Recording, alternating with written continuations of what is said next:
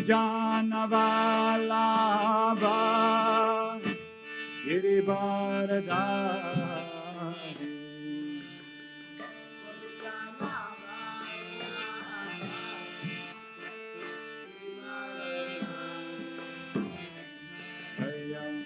Gopijana Vallabha Girivaradhari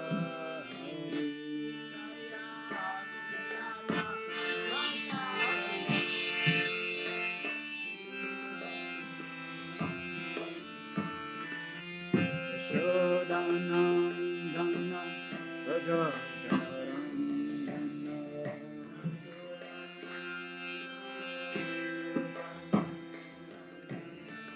Yashodanandana Rajajanarandana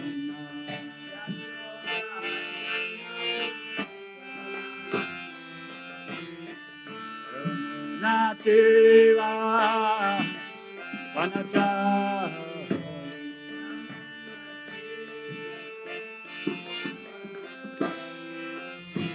Yamuna Tira Vanachari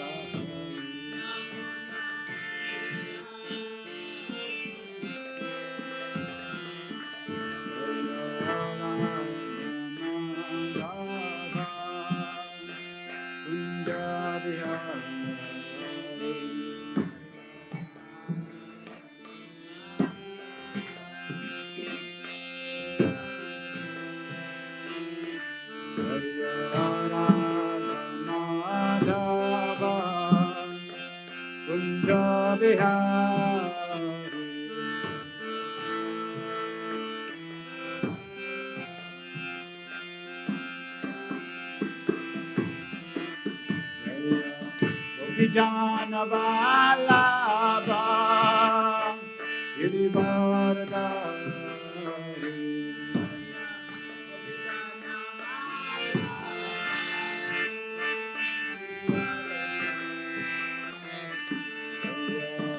Vijana Vallabha Girivaradhari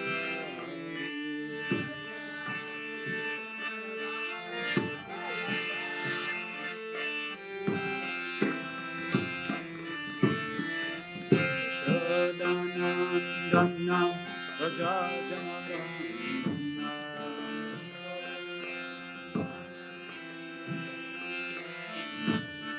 Yashodanandana Rajajanarandana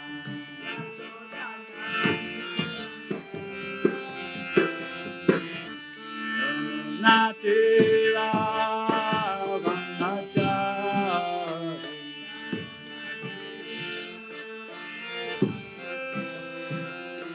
Yamuna Tira Vanachari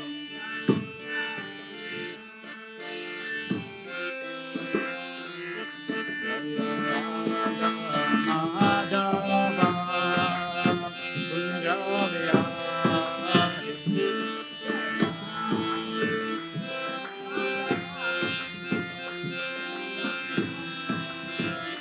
Jaya Radha Madhava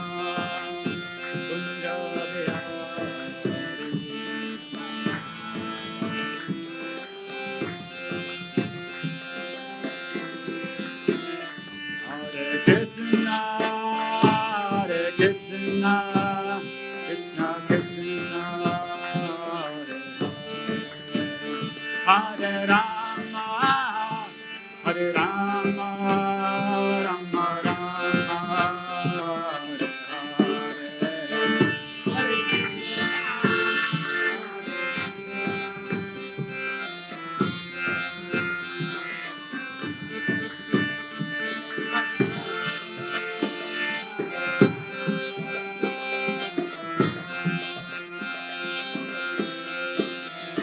Hare Hare Krishna, Krishna Krishna, Hare Rama, Rama Rama,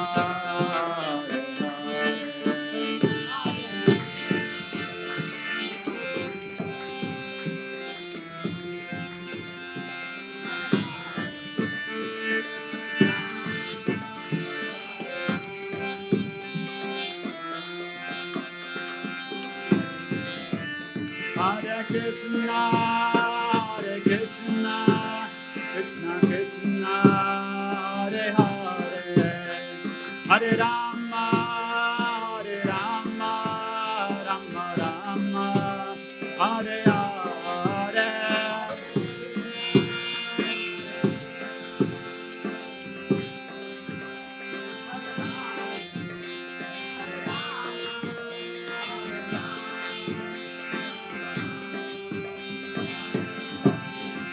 Hare Krishna, Hare Krishna, Krishna Krishna, Hare Hare, Hare Rama, Hare Rama, Rama Rama, Hare Hare.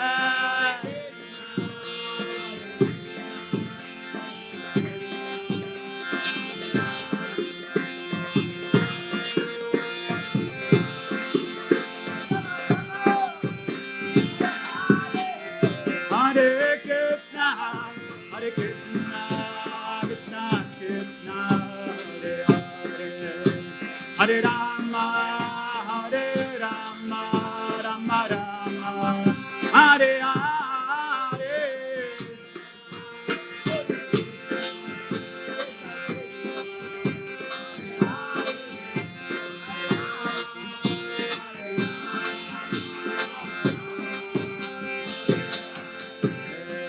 Hare Krishna, Hare Krishna, Krishna Krishna, Hare Hare, Hare Rama, Hare Rama, Rama Rama, Hare Hare.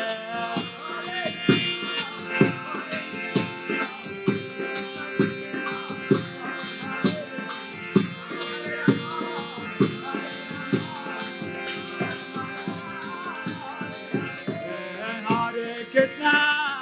Hare Krishna, Krishna Krishna, Hare Hare, Hare Rama, Hare Rama, Rama Rama, Hare Hare.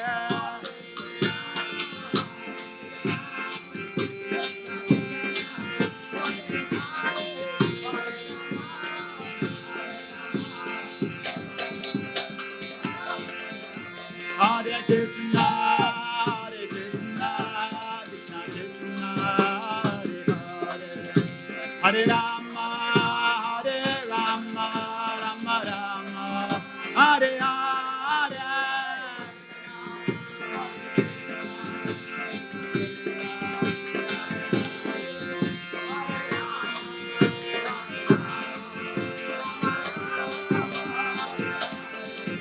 Jaya Radha Madhava Radha Madhava Radha.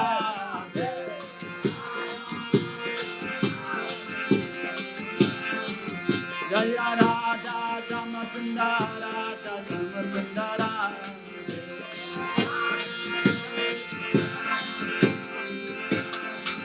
Jaya Prabhupada Prabhupada Prabhupada Jaya Prabhupada.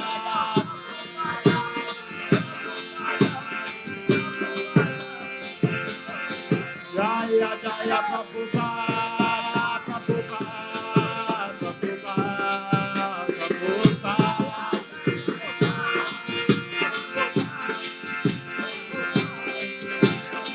Jaya Jaya Prabhupada Prabhupada Prabhupada Prabhupada.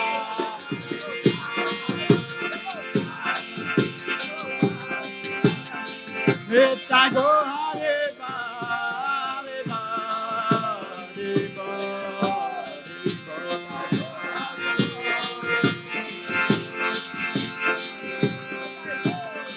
Nitya Go Hare Ba, Hare Ba, Hare Ba, Hare Ba.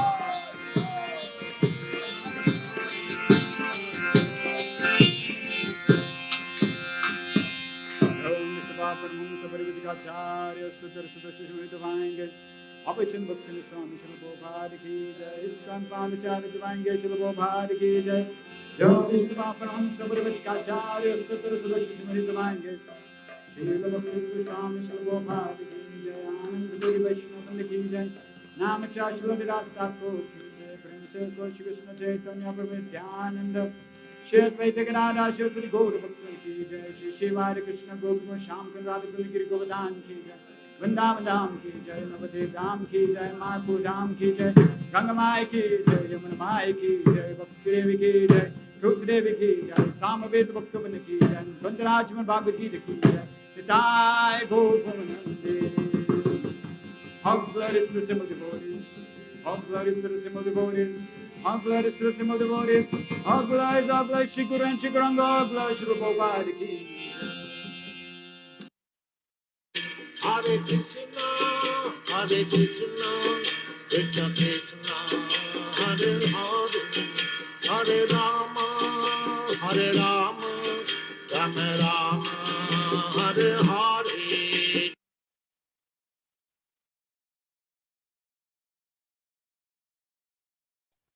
Hare Krishna and welcome to all our devotees online. Thank you very much for spending your time and associating with Srimad Bhagavatam. We are covering Srimad Bhagavatam Canto 1, Chapter 3, verses 6 to 27. 6 to 27. Krishna is the source of all incarnations. Please let me know if the sound is fine, if you're able to hear. Am I audible? All fine, good, thank you very much. Let us start with the invocation. Om Jnanatmi Vandasya Gyananjana Shalakaya Chakshurun Militam Yena Tasmei Shri Guruve Namaha Shri Chaitanya Manobhistam Stapitam Yena Bhutale Swayam Rupa Kadamayam Dadati Swapadantikam Vandeham Shri Guru Shri Utapada Kamalam Shri Gurun Vaishnavam Shri Rupam Sagrajatam Sahagana Raghunatham Vitam Tam Sajivam Sadvaitam Savadutam Parijana Sahitam Krishna Chaitanya Devam Shri Radha Krishna Padan Sahagana Lalita Shri Vishakan Vitamscha He Krishna Karuna Sindhu Dinabandho Jagatpate Gopesha Gopika Kanta Radha Kanta Namostute Tapta Kanchana Gourangi Radhe Vrindavaneshwari Rishabhanu Sute Devi Pranamami Hari Priya Vanchakalpatarubhyascha Kripa Sindhubhya Evacha Patitanam Pavinebhyo Vaishnavebhyo Namo Namaha Jai Shri Krishna Chaitanya Prabhu Nityananda Shri Advaita Gadadhar Shivasti Gaura Bhakta Vrinda Hare Krishna Krishna Krishna Hare Hare Hare Rama Rama Rama Hare Hare Sarva Shastra Biyusha Sarva Vedeka Satpala Sarva Siddhanta Ratnadya Sarva Lokai Pritprada Sarva Bhagavata Prana Srimad Bhagavato Prabhu Kali Dvando Diratitya Shri Krishna Parivartita O Srimad Bhagavatam, O nectar churn from the ocean of all Vedic scriptures, O most prominent transcendental fruit of all the Vedas, O you are enriched with the jewels of all spiritual philosophical conclusions, O you grant spiritual vision to all the people of the world, O light breath of the Vaishnava devotees, O Lord, you are the sun which has arisen to dispel the darkness of Kali Yuga. You are actually Lord Krishna who has returned amongst us. Paramananda Pataya Prema Vashasharayate Sarvada Sarva Sevyaya Shri Krishnaya Namastute. O Srimad Bhagavatam, offer my respectful obeisance unto you. By reading you one attains transcendental bliss, for your syllables rain pure love of God upon the reader. You are always to be served by everyone, for you are incarnation of Lord Krishna. Madeka Banda Mat Sangim Mad Guru Man Mahadana Man Nishtaraka Mad Bhagya Madananda Namastute. O Srimad Bhagavatam, O my only friend, O my companion, O my teacher, O my great wealth, O my deliverer, O my good fortune, O my bliss, offer my respectful obeisances unto you. Asadu sadhu tadai natti nicho chataraka hanamuncha kada chinmam premna ritkatayospura. O Srimad Bhagavatam, O give a saintly stand saint, O uplifted the very fallen. Please do not ever leave me. Please become manifest Mahatma throat accompanied with pure love of Krishna. Hare Krishna, Krishna Krishna, Hare Hare, Hare Rama, Rama Rama, Hare Hare. Om Namo Bhagavate Vasudevaya. Janmadyasya yatonvayaditarata charteswa vignasvarahat Tene Brahma Hidaya Adikavaye Muyanti Yatsuraya Ejo Vari Mridam Yatha Vinimayo Yatra Sargom Risha Damna Svena Sada Nirastakuakam Satyam Param Dhimahi. O my Lord Shri Krishna, son of Vasudeva, O pervading personality of Godhead, offer my respectful obeisance unto you. I meditate upon Lord Shri Krishna because he is the absolute truth and the primal cause of all causes of the creation, sustenance, and destruction of the manifested universes. He is directly and indirectly conscious of all manifestations and is independent because there is no other cause beyond him. It is he only who first imparted the Vedic knowledge unto the heart of Brahmaji, the original being, living being. By him, even the great sages and demigods are placed into illusion. As one is bewildered by the illusory representations of water seen in fire or land seen on water, only because of him to the material universe is temporarily manifested by the reactions of the three modes of nature appear factual, although they are unreal. I therefore meditate upon him, Lord Shri Krishna, who is eternally existing in transcendental abode, which is forever free from the illusory representation of the material world. I meditate upon him, for he is the absolute. Prayanalpaisha Sabya Kalabasmin Yuge Jana Mandasumanda Matayo Mandabhagya Upadrita. O learned one, in this iron age of Kali, many but short lives. They are quarrelsome, lazy, misguided, unlucky, and above all, always disturbed. Narayan Namaskritya Naranchevam Narotamam Devim Saraswatim Vyasam Tojayad Vudire. Before reciting the Srimad Bhagavatam, which is the very means of conquest, one should offer respectful obeisance unto the personality of Godhead Narayan, unto Narayan Rishi, the supermost human being, unto Mother Saraswati, the goddess of learning, and unto Srila Vyasadeva, the author. Savai pumsa paro dharmo yatho bhakti radokshaje ahitukiya pratihataya yatma suprasiddhati. The supreme occupation dharma for all humanities, that by which man can attain the loving devotional service unto the transcendent Lord. Such devotional service must be unmotivated and uninterrupted, completely satisfied itself.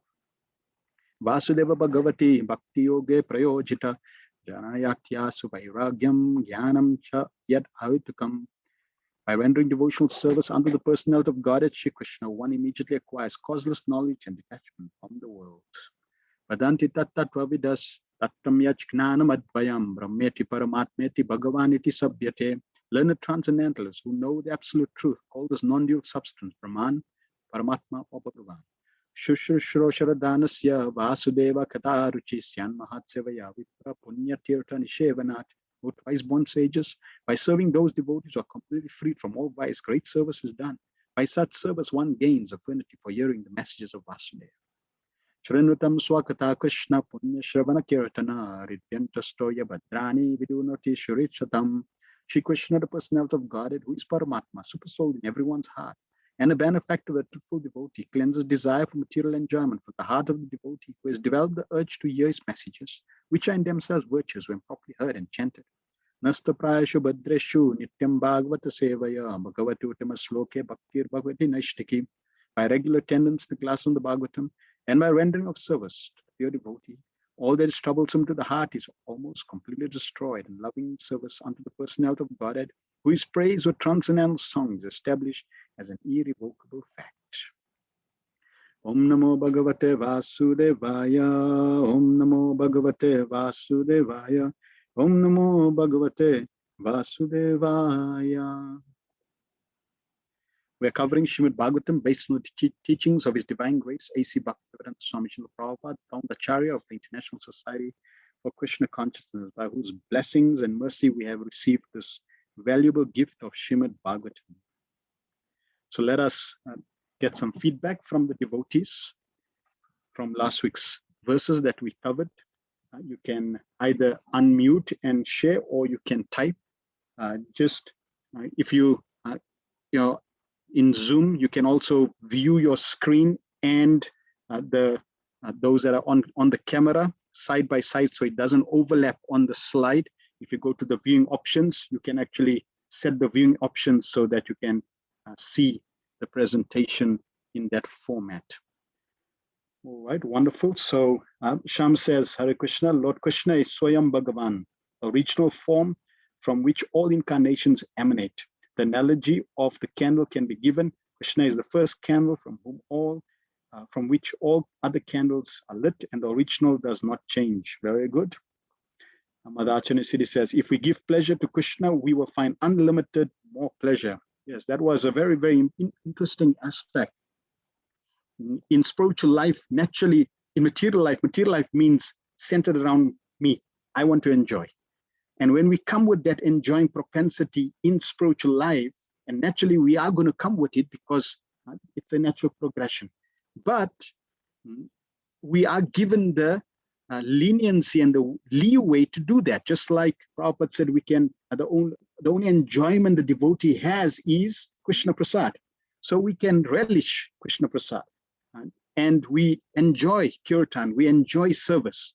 So in the beginning, that is conducive. But for us to progress further and further, we need to move away from I want to enjoy prasad, I want to enjoy kirtan, I want to enjoy the service, to I want to give pleasure to Krishna through offering prasadam, through devotional service, through kirtan. And the more we cultivate that attitude, the more we will receive pleasure in return. Mother Uttara Vani says, don't do anything separately from Krishna. Yes, correct. Shamananda Prabhu says, thanks, Prabhu, for putting the class together. It takes a lot of time and research. It's for my own purification that I do this. And thank you very much for giving me your ears and association so that I can speak and in this way purify my own life and get the blessings of the Vaishnavas and get blessings of Srimad Bhagavatam. So it's my greatest pleasure and service. Sukadeva Goswami says, the Lord is the only enjoyer and we are continually bound in the material world because we want to enjoy separately. Correct. And unfortunately, that separate endeavor is causing harm instead of pleasure and benefit. Sham says, the first Purusha avatars create 16 elements for the creation of the material universe. Wonderful. Thank you very much for all your feedback.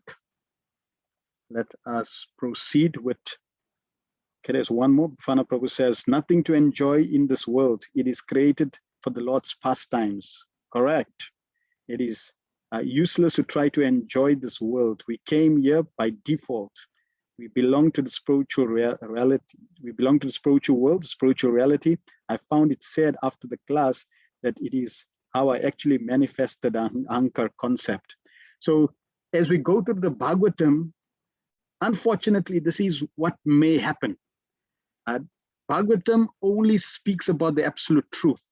And sometimes they say the truth hurts. And the Bhagavatam, unfortunately, does not sugarcoat anything. The Bhagavatam says it as it is for our benefit. So it's very purifying. And these, reality shocks, they start to fall upon us. And it's very conducive because we can always see it, that how glorious, how blessed are we that after billions and billions of lifetimes of struggling, someone has come and presented us the truth. That no, it is like this. Prabhupada gave the example, if somebody becomes angry at you, naturally out of love and compassion, they become angry to correct you. We should be very happy because Prabhupada says, just see, somebody cares. So the Bhagavatam cares, Krishna cares, the Vaishnavas cares. Srila Prabhupada is concerned about us. He's concerned not only about us.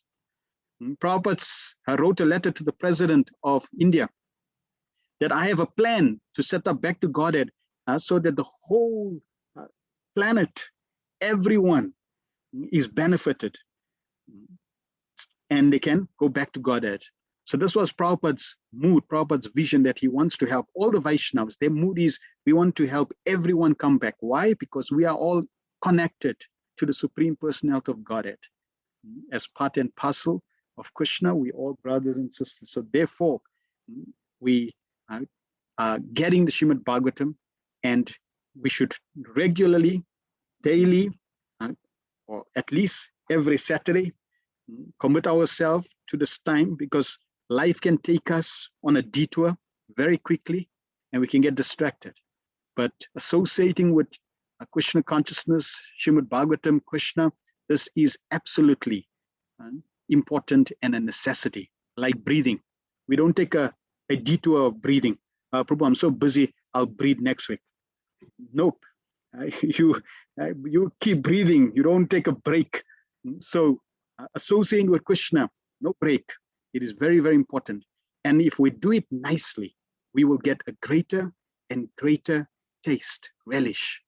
We want to develop such a relish that people will call us crazy. And that's when Krishna begins to reveal himself, even through the pages of Srimad Bhagavatam. And we are right at the beginning. We are only starting this journey, associating with Bhagavatam. And the Bhagavatam is revealing slowly, page by page, chapter by chapter, canto by canto. Bhagavatam is revealing the absolute truth until we progress to the 10th canto. So it's a wonderful journey. We have to understand this is not mythology. This is not fictitious. This is the most genuine, absolute, truthful journey that you are taking, associating with the absolute truth and reviving our eternal relationship, connecting again with Krishna. So we need to take it very, very seriously. The sages ask 6 questions for us. And currently we are covering the question 5, which are describing Lila avatars. So Sutta Goswami is going to present through these verses that we're covering today in chapter 3, Krishna is the source of incarnations, from verses 6 right up to 27. He's going to cover 22 incarnations. And he's giving just a synopsis of these main incarnations. They're unlimited incarnations. And he's giving synopsis. And we're not going to go into the details of the incarnations because they will be presented throughout the Srimad Bhagavatam in different cantos, different chapters. We will hear about them, their glories, why they appeared, the pastime, as well as the philosophical reason. Bhagavatam has a pastime theme, the storyline, and every storyline has instructions to it.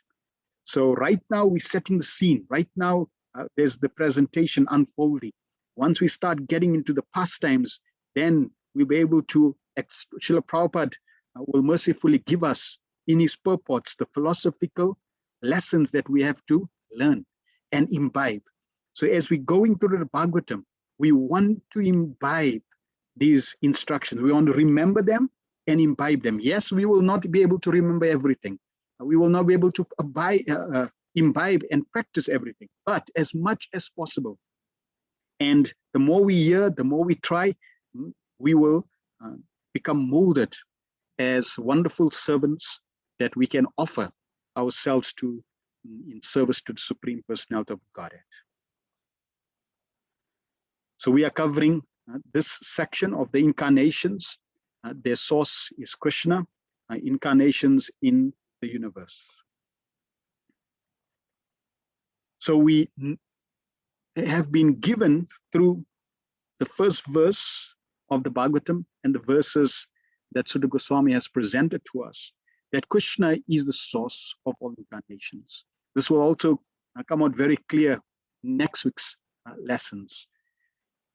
And the example is given that just consider Krishna to be like the main powerhouse. There's practically a large amount of power and wattage there. And over distance, that power is transmitted through different power lines coming to one's home, where you can actually power a light bulb. So Krishna is the powerhouse, and the incarnations are compared to the power that's been transmitted over distance and then presented in the form of 60 watts or 100 watts as the display of these powers coming from Krishna. But the source is Krishna. And also scripture gives us this example that Lord Krishna, since he's the source, he has 64 categories of qualities, 100% of these qualities. Vishnu Tattva, the incarnations, and Vishnu and the expansions, they can have up to 60 qualities of Krishna, which is 93%. Lord Shiva, who falls in his separate category, he is not Vishnu Tattva and he's not Jiva Tattva, he falls in Shiva Tattva category. He has up to 54 qualities, 84% Godhead. And the Jivas, the living entities, they can have up to 50 qualities, like Lord Brahma, he can have up to 50, 78% Godhead. So you could say, I am 78% God. That would mean you extremely qualified, like on the top level, Brahma. So right now you could say 5%, 1% Godhead. We need to become purified. And as you become purified, these qualities which are there in Krishna will also begin to manifest. Krishna can also empower the living entities with these qualities. Shakti, Vesh. Shakti means energy, power, potency, qualities. Vesh, empower. And we're going to be going through some of these empowered personalities as well. So this way, Srila Prabhupada in the purport to text 28 gives us this example. Prabhupada says, originally, the Lord is full of all opulences, all powers, all fame, all beauty, all knowledge, and all renunciation. When they are partly manifested through the plenary portions or parts of the plenary portions, it should be noted that certain manifestations of his different powers are required for those particular functions. When in the room, small electric bulbs are displayed, it does not mean that the electric powerhouse is limited by the small bulbs. The same powerhouse can supply power to operate large-scale industrial dynamos with greater volts. Similarly, the incarnations of the Lord display limited powers because so much power is so much. That means just enough power is needed at that particular time. So we can always meditate on this, that Krishna is the source. So when we hear of all the incarnations, what should really happen is our attachment and appreciation for the Supreme Lord Krishna should increase. Because Krishna is mercifully manifesting in all these different incarnations for one purpose and one purpose only. And who can tell us that purpose in the chat? There's only one purpose that Krishna is making all these arrangements that Sutta Goswami had instructed and revealed to us. What is the purpose? Deliver the fallen souls, yes. And who is that fallen soul, by the way? Yes. So yeah, deliver the fallen souls, all those souls, out there. He came to deliver. Yes, he came to deliver me. Krishna is making all these arrangements simply to deliver me. People say, yeah, nobody cares. Nobody worries about me. No, Krishna worries. He worries so much that he's coming again and again and again and again. Just consider, we've been in the last verse, last lesson we covered, Prabhupada says, Nitya Bada, eternally conditioned. We've been here practically like since time immemorial. And Krishna has never forsaken us. He's with us wherever we go, even in a worm's body, and he's appearing again and again in different ways to attract us, to bring us closer to him. So Krishna, the pure devotees, they care. Our family from the spiritual world cares. In fact, the whole family came 500 years ago to help us, connect us back to the spiritual world. So we should never feel alone. And therefore, when we go through these pastimes, our appreciation, our gratitude increases more and more. Prabhupada says in introduction, the incarnations of God are determined by authentic Shastra and not by popular vote or foolish fanatics. So we don't vote, yes, he's God, right, we vote. Nope. It's accepted from scripture. He's not in scripture, we don't accept anyone as an incarnation, as an empowered incarnation. It has to be in the Vedic scriptures. The The incarnations, Prabhupada says in the 8th canto, 5th chapter, verse 46, the incarnations of the Supreme Personality of Godhead must be accepted in terms of the descriptions found in the Shastras. Lord Brahma is eager to see the incarnations of the Lord, or the original source of all incarnations. He is not eager to see an imposter. The incarnations' activities are proof.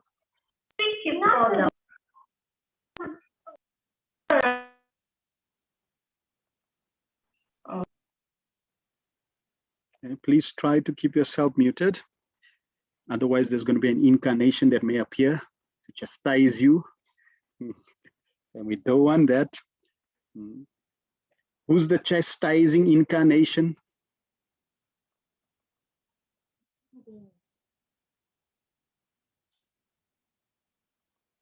You can unmute yourself as well, because we're going to have a quiz at the end also. Who's the chastising incarnation? Parshuram, yes. One of them was Parshuram.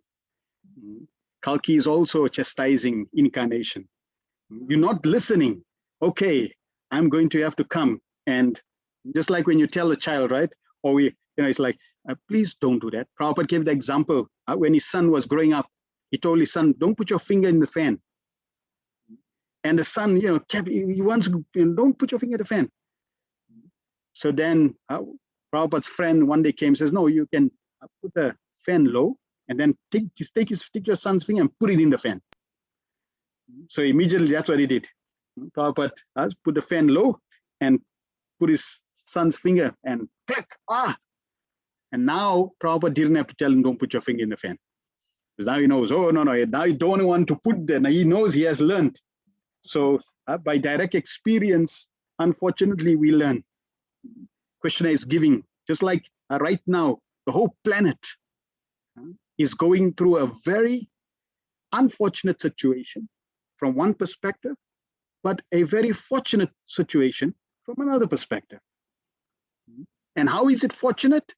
Because they are seeing the reality of this world. It is not a wonderful place. It is not a glorious environment. Yet vipadam. There's danger at every step. So we are seeing the danger. Don't go here. Social distance. We're seeing the danger.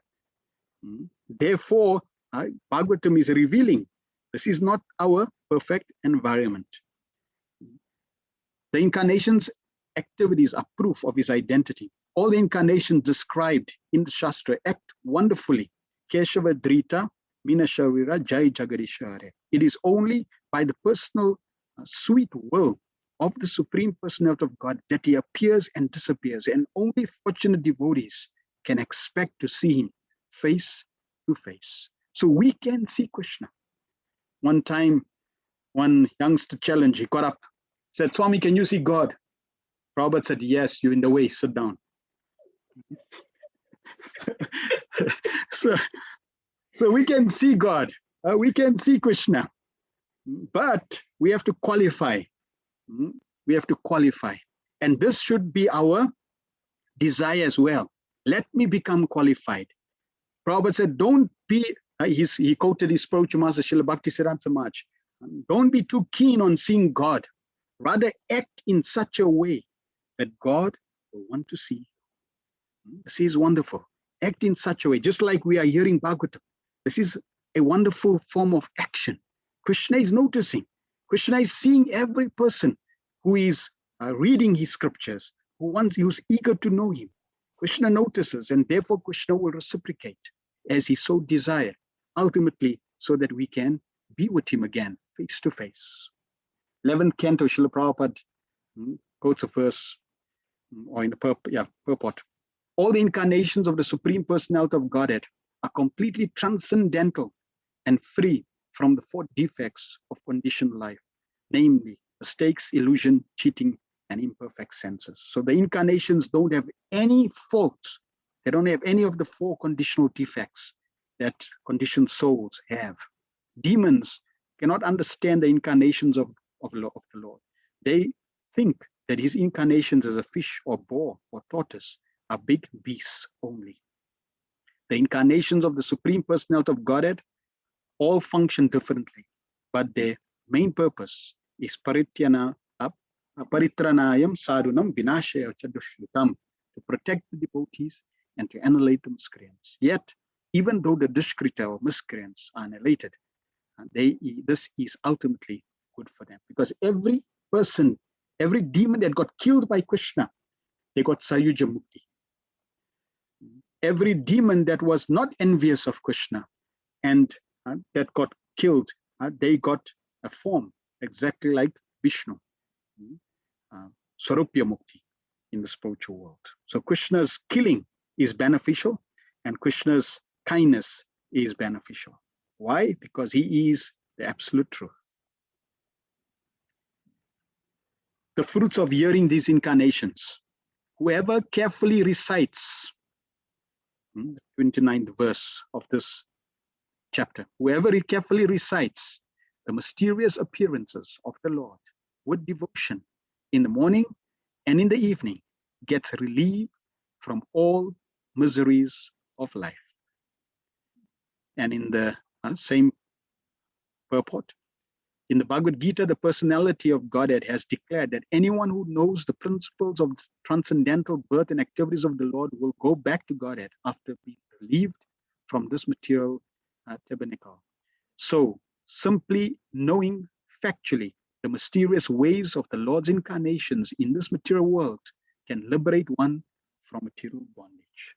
So that is why Sukadeva Goswami have presented the different incarnations. Naturally, also by the inquiry of Maharaj Parikshit, he wanted to know about different events that happened in creation, and therefore he prompted Sukadeva Goswami to speak on these different incarnations. So verse 6, we're starting today, and there are quite a few verses. Let's see if we can nicely go through all these incarnations. Sa eva prathamam deva komaram sargamashrita chachara dushcharam brahma brahmacharyam akanditam. First of all, in the beginning of creation, they were the 4 unmarried sons of Brahma, the Kumaras, who, being situated in a vow of celibacy, underwent severe austerities for realization of absolute truth. And for many of the incarnations, I'm going to quote a prayer from the 6th canto, 8th chapter, Narayan Kavacha, where the Bhagavatam is sharing with us a prayer that we can offer to these different incarnations. So for the 4 Kumaras, Sanat Kumar, one of the Kumaras, may Sanat Kumar protect me from lusty desires. So we can pray. If somebody is plagued with lusty desires, really, we chant Hare Krishna, we can get purified, no doubt. And it depends on our faith. But these personalities are specifically, especially for Kumaras and Sanat Kumar, are specifically there to help us with our lusty desires. So if we really plagued with lust, we can pray, oh dear Sanat Kumar, oh dear Kumaras, please help me with my lust. Please destroy my lusty desires so that I can dedicate my life to the service of Krishna. Prabhupada says in the purport, the creation of the material world is affected, maintained, and then again annihilated at certain intervals. So there are different names of creation in terms of the particular types of Brahma, the father of the living beings in creation. The Kumaras, as above mentioned, appeared in the Komara creation of the material world. And to teach us the process of Brahman realization, they underwent a severe type of disciplinary action as bachelors. These Kumaras are empowered incarnations, and before executing the severe type of disciplinary actions, all of them became qualified Brahmanas. This example suggests that one must first acquire the qualification of a Brahmana, not simply by birth, but also by quality, and then one can undergo the process of Brahman realization. We're not going to go into the details, as we said, of all the incarnations. We will, as the Bhagavatam unfolds, we will be presented with the different incarnations, their specific activities, how they, and their relationship with the devotees of the Lord, the interaction, and the lessons they impart. So we will These are like forthcoming attractions that we're getting, right? Just to present, these are the incarnations. And the chapter is entitled Krishna is the source of all incarnations. So therefore, in one reason, these incarnations are presented here with the view that Sutta Goswami is going to say all these unlimited incarnations, starting first with the four Kumaras. Krishna is the source of all of them. Then text 7. Dvitiyam tu bhavayasya sat rasatala gatam mahim udarishyan upadatam yajnesha so karam vapu. The supreme enjoyer of all sacrifices accepted the incarnation of a boar, the second incarnation. And for the welfare of the earth, he lifted the earth from the nether regions of the universe. In Nishinga Kavacha, it is said, in his incarnation as Lord Boar, he raised the planet Earth from the water at the bottom of the universe and kept it on his pointed tasks. May that Lord protect me from rogues on the street. So this is a very appropriate prayer, because especially in South Africa, it's like the thieves are all over. And Bhagavatam will also tell us, sometimes we complain, I just see people, so many thieves are there. But in the 12th canto, Bhagavatam is saying that in Kali Yuga, the only profession, in the midst of Kali Yuga, there's only one profession: stealing. How's that profession? In your CV, I'm a professional thief. You are qualified, you're going to get a job in Kali Yuga, midst of Kali Yuga. So if Kali Yuga, Bhagavatam is telling us that in midst of Kali Yuga, one of the symptoms is that thievery is going to be the only occupation, then naturally somewhere along the line, the seeds of thievery have to be sown. You can't get the fruits if the seeds are not sown. So the seeds are getting sown right now. We are in the beginning stages. So at least we can thank Krishna, my Lord, thank you so much. Right now, I only experience the seeds. You're so fortunate, you're so kind. I'm not experiencing the fruits, because the fruits mean that you'll have a child born and your neighbor will steal the child to eat. That's the fruits. At least now your cell phone is getting stolen. Not so bad. But in the midst of Kali Yuga, it's going to be worse. So therefore, we can pray to Krishna. Thank you, my Lord. And I don't want to be in that time. I want to get my act together and come back to your lotus feet. So if we are in a situation, difficult situation, we can pray to Varadev. Oh, my Lord, please protect me from the rogues on the street. The indication is that for each and every incarnation of the personality of Godhead, the particular function executed is also mentioned. There cannot be any incarnation without a particular function. And such functions are always extraordinary. They are impossible for any living being to perform. The incarnation of the boar was to take the earth out of the Pluto regions of filthy matter. Picking up something from a filthy place is done by a boar. And the all-powerful personality of God had displayed this wonder to the Asuras who had hidden the earth in such a filthy place. There is nothing impossible for the personality of Godhead. And although he played the part of a boar, by the devotees he is worshipped, staying always in transcendence. So the Supreme Lord appears as the boar and completely transcendental. He is, he looks like a boar, but he's not a boar. He's completely transcendental. This is Krishna. And therefore, the devotees, they praise Krishna, that he's such an amazing personality that he can appear in this way for our benefit. And Prabhupada in the purport making a very important point that we should grasp. There is nothing impossible for the Supreme Personality of Godhead. Krishna can do anything he desires, absolutely anything. So we should have firm faith that in every situation, if we have sincerely taken shelter of Krishna, or we are sincerely trying to take shelter of Krishna. Because taking full shelter needs to be cultivated. So even if we're taking 5%, 10%, 20%, we're moving in that direction. We're on the right road. Remember the Bhakti road? We're on the right road. So even if we continue sincerely, Krishna can do anything in our life. Krishna can, what I call Krishna's magic. Krishna can allow his magic to come into our life. Yes, we all want Krishna's magic.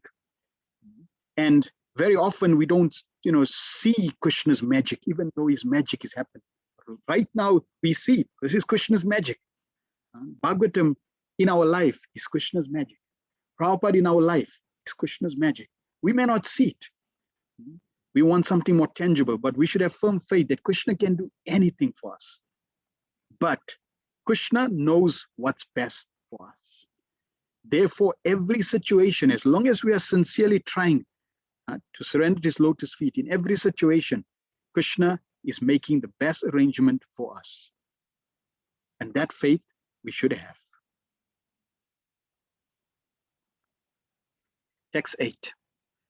Ritiyam rishi sargam vai devarsitvam upetyasa tantram sattva tam aschasta nishkarmyam karmanam yata. In the millennium of the rishis, the personality of Godhead accepted the third empowered incarnation in the form of Devarshi Narad, who is a great sage among the demigods. He collected expositions of the Vedas, which deal with devotional service and which inspire non-fruitive action. So here the word that's used is tantram. You get sutra, and you get tantram. Right? So sutra means concise, and tantram means expand. So Narad Muni expanded.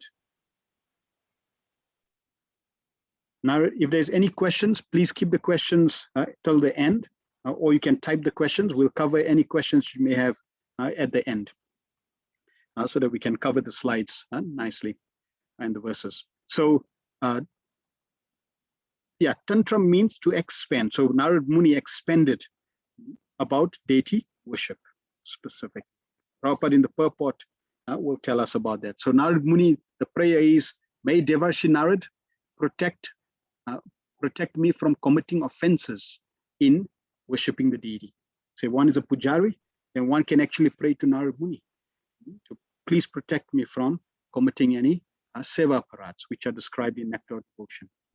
Purport Prabhupada says, the great Rishi Narada, who is an empowered incarnation of the personality of Godhead, propagates devotional service all over the universe. Mother Leela, can we please suggest that you don't disturb or unmute?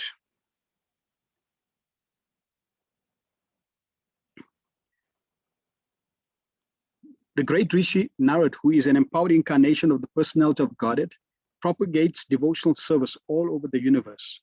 All great devotees of the Lord all over the universe and in different planets and species of lives are his disciples. Srila Vyasadeva, the compiler of Srimad Bhagavatam, is also one of his disciples. Narad is the author of Narada Pancharatra, which is the exposition of the Vedas, particularly for devotional service of the Lord.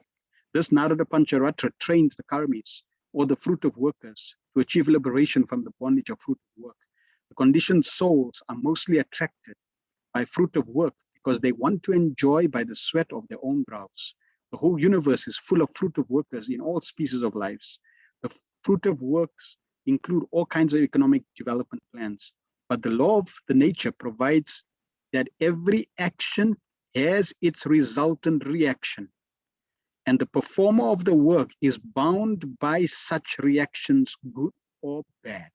The reactions of good work is comparative material prosperity, whereas the reaction of bad work is comparative material distress.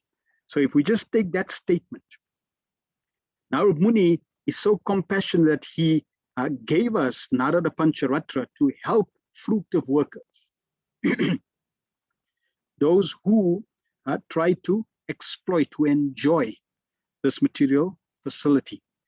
And if we act in a good way, we get good results. If we act in a bad way, we get bad results. We get material distress. So if one is experiencing material distress right now, in the current situation, we can reflect on what Prabhupada is saying here.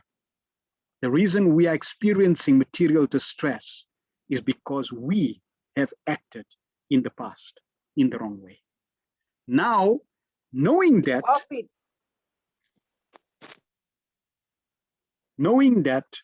we should not act inappropriately in the future.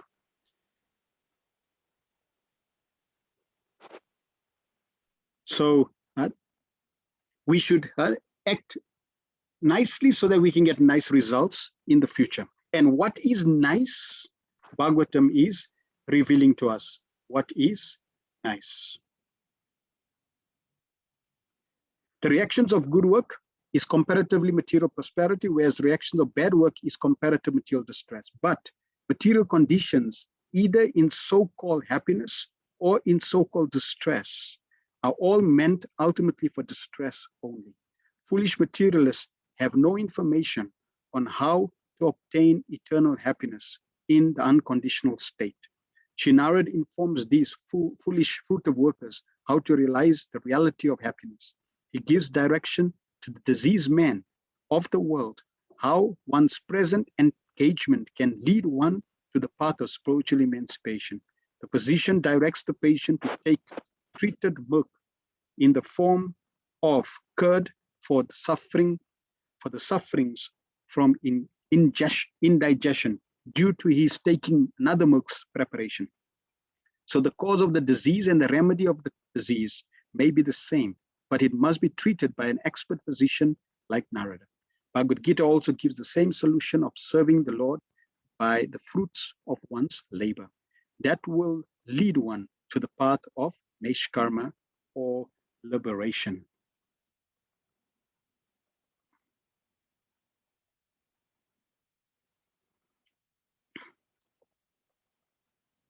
Text 9. Turya dharma kala sargan nara naraya yanavarishi bhutva mopa sammopetam akoradusharam tapa. In the fourth incarnation, the Lord became Nara and Narayan, and the twin sons. In the fourth incarnation, the Lord became Nara and Narayan, the twin sons of the wife of King Dharma. Thus, he undertook severe and exemplary penances to control the senses. The prayer that we can offer: may Lord Narayan protect me from unnecessarily following false religious systems and falling from my duties due to madness. May the Lord, in his appearance as Nara, protect me from unnecessary pride. Prabhupada in the purport says, as King Rishabha advised his sons, tapasya, voluntary acceptance of penance for realization of transcendence, is the only duty of human being. It was so done by the Lord himself in an exemplary manner to teach us. The Lord is very kind to the forgetful souls. He therefore comes himself and leaves behind the necessary instructions, and also sends his good sons as representatives to call all the conditioned souls back to Godhead. Recently, within the memory of everyone, Lord Chaitanya also appeared for the same purpose, to show special favor to the fallen souls of this age of iron industry. The incarnations of Narayan is worshipped still at Badri Narayan on the range of the Himalayas. So there's the Badri Narayan temple, and that's where this beautiful form of the Lord Narayan is still worshipped. So every incarnation, we'll see in scripture the details. Here we're just getting a synopsis, but in many there are scriptures that have many pastimes of the incarnations, and they give very clear details of when they appear, when they're appearing, what is their function, who are their parents, all the features and the bodily characteristics and features of these personalities. So great detail is given of all the incarnations. Text 10.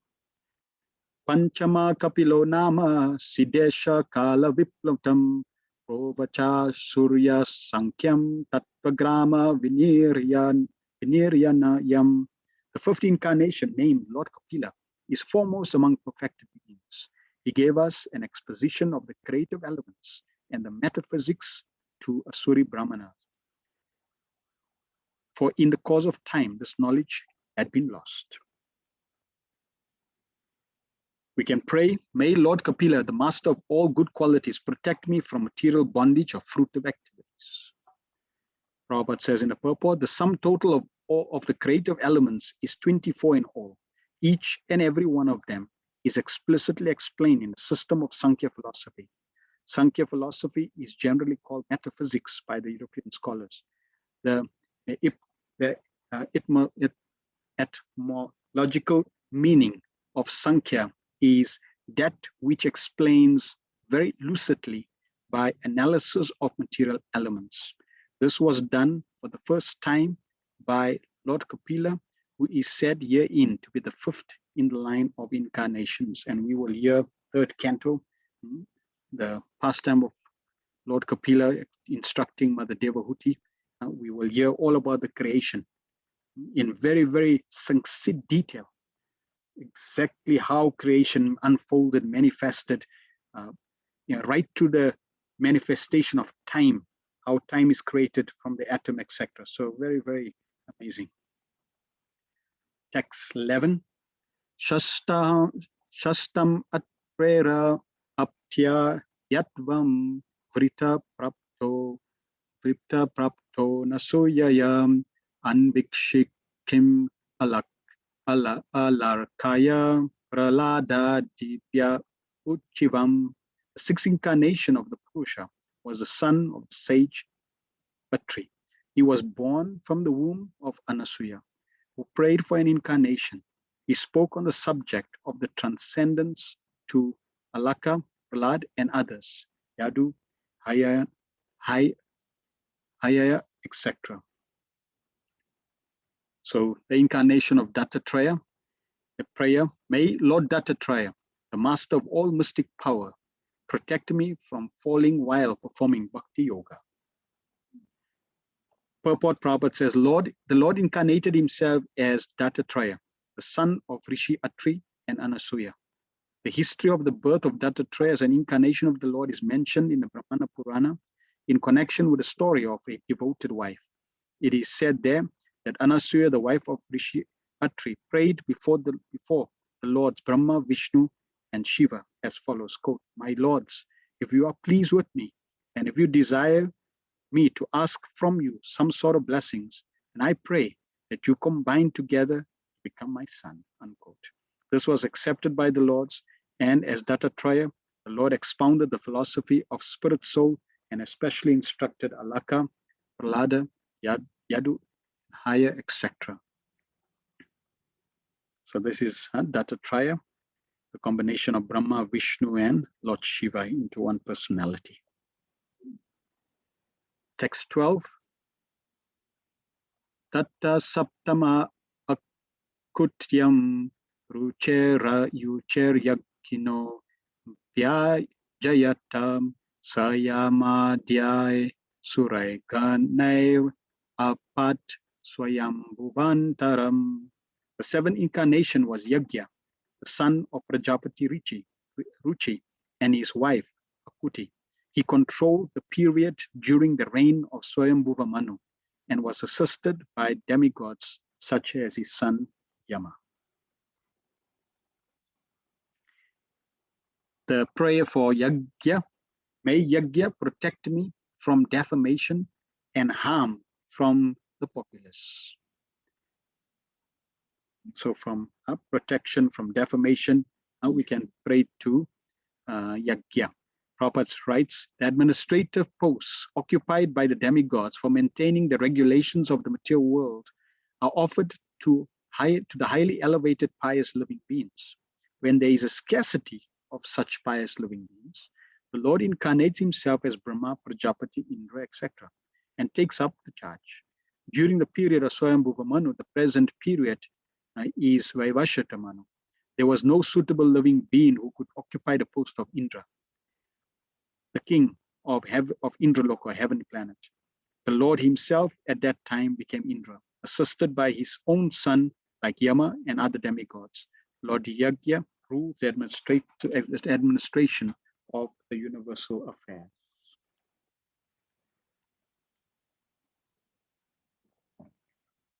So here Prabhupada is telling us that sometimes in the universe, like we mentioned, there may not be a appropriate personality for different posts. All the different demigods, they basically have different posts, and that post, just like Indra is a post, and Indra has different names. So Brahma also is a post, and the different posts are occupied by highly qualified pious souls. And in some universes, sometimes there is no exemplary pious souls to take that post. So therefore, the Lord doesn't just put anyone. Okay, we don't have anyone. All right, no problem. Let's just see. Let's just put somebody that's not qualified. Nope, that only happens in the material world. Krishna doesn't put any unqualified person in a post.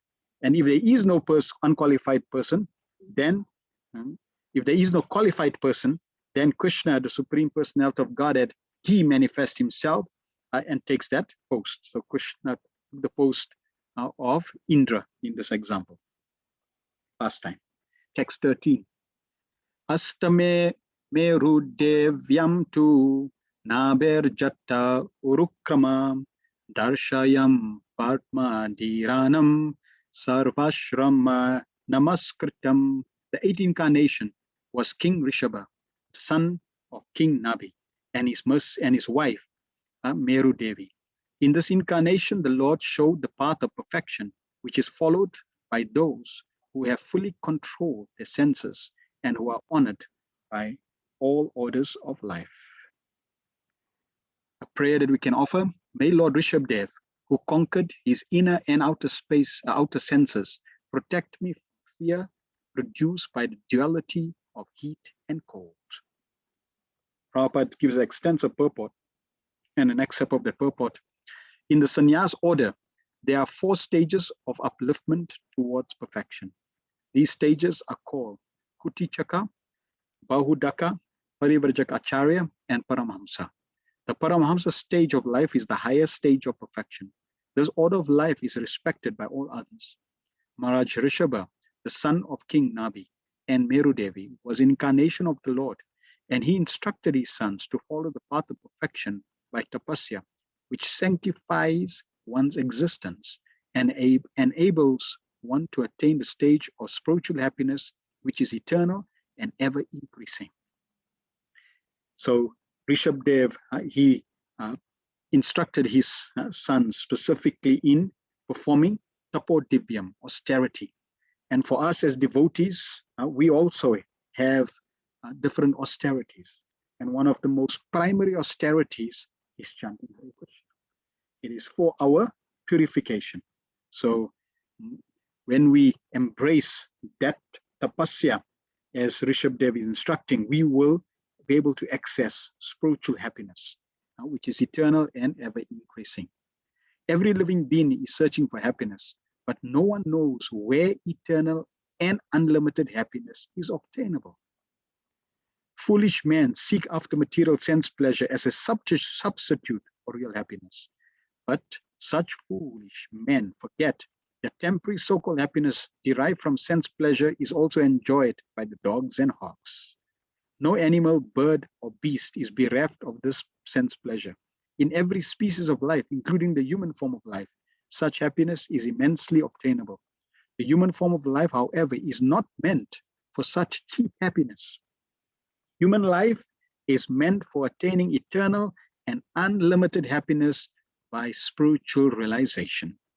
This spiritual realization is obtained by tapasya, or undergoing voluntarily the path of penance and abstinence from material pleasure. Those who have been trained for the abstinence in material pleasure are called dhira, or men undisturbed by the senses. Only these Dhiras can accept the orders of sannyas, and they can gradually rise to the status of Paramhamsa, which is adored by all members of society. King Rishabha propagated this mission, and at the last stage, he became completely aloof from the material bodily needs, which is a rare stage not to be imitated by foolish men, but to be worshipped by all. So Prabhupada is giving very, very important instruction that we gleaming from Rishabdev's, from the incarnation of Rishabdev, that we are meant to abstain from material pleasure and strive for spiritual pleasure. We can abstain from material pleasure, dovetail our activities in Krishna consciousness so that we get pleasure in spiritual life. It's not that the devotees are dry, that they don't have any pleasure. No, just like hearing about Krishna is pleasurable. Having kirtan is pleasurable because it's satisfying the soul. When the soul is ecstatic inside, when you are ecstatic inside, that ecstasy cannot be contained, and it comes through the physical medium, the body, in the form of dance. So you will see even elderly devotees like Srila Prabhupada, he was dancing. He's so old. If you saw a couple, right, that's like 80 years old, going to a ballroom dancing, you like thinking, really, like it's like really, and it's comical, it's funny, it's like strange, like they're trying to 80 years old, they're trying to enjoy. And when we look at Prabhupada, who's late 70s, dancing, this gives us so much joy. Why? Because that dancing is completely spiritual. Advaita Acharya, who was practically the most eldest in the Panchatattva and associates of Lord Chaitanya, it was described that he would be dancing in ecstasy because there's spiritual pleasure. So it's not that we're deprived of happiness, but we need to know where is true happiness. True happiness is not in the material world. True happiness for the soul is in the spiritual world. It's in relation to spiritual activities. So you have to be convinced. You can't have both. You can't have material pleasure and spiritual pleasure. Prabhupada said they go ill together. It's like having sweet rice with chips of stones inside, and you're eating the sweet rice, right? And you take one spoon, very nice. Take the next spoon, ouch. Now imagine if you have some insects in there. It's even worse, right? It's disgusting. So like that, you can't have sweet rice and insects. It just doesn't work. Wrong combination. So material pleasure with spiritual pleasure, wrong combination. Distasteful. We need spiritual pleasure as spiritual beings. And Rishabdev was directing his sons. This is how we need to get through penance, through the austerity of Krishna consciousness. It's interesting in one beautiful song by Lochandas Thakur, Aparama Karuna Puhidoi Jana Nitai Gora Chandra Sabavatara Sarasi Romani Kevala Nanda Kanda. They came to give these two personalities, Lord Nityananda, Lord Chaitanya. They are the crest jewels of all incarnations, and they came to give the most beautiful Kevala Ananda Kanda, most beautiful process of chanting and dancing. And Prabhupada in his commentary to this song says that the requirement for us to access the mercy of Lord Chaitanya, Lord Nityananda is only one. And that is the only qualification is to give up material sense pleasure. So let us embrace Krishna conscious sense pleasure, taking Krishna Prasad, having kirtan, associating devotees, hearing about Krishna, engage in devotional service. That way we will safely move on this beautiful path of Krishna consciousness. Text 14. Rishibir yachito beje navamam parthivam vapu dugde mam oshadir vipras tena yam sa usatamam O Brahmanas, the ninth incarnation, the Lord prayed for the sages, accepted the body of a king, Pitu, who cultivated the land to yield various products. And for that reason, the earth was beautiful and attractive. Purport Prabhupada writes, before the advent of King Puru, there was great havoc of maladministration due to the vicious life of the previous king, the father of Maharaj Prithu. The intelligent class of men, namely the sages and the Brahmanas, not only prayed for the Lord to come down, but also dethrone the previous kings. It is the duty of the king to be pious and thus look after the all-around welfare of the citizens. Whenever there is some negligence on the part of the king in discharging his duty, the intelligent class of men must dethrone him. The intelligent class of men, however, do not occupy the royal throne because they have much more important duties for the welfare of the public. Instead of occupying the royal throne, they prayed for the incarnation of the Lord, and the Lord came as Maharaj Prithu. Really intelligent men or qualified Brahmanas never aspire for political posts. Maharaj Prithu excavated many producers from the earth, and thus not only did the citizens become happy to have such a good king, but the complete sight of the earth also became became beautiful and attractive.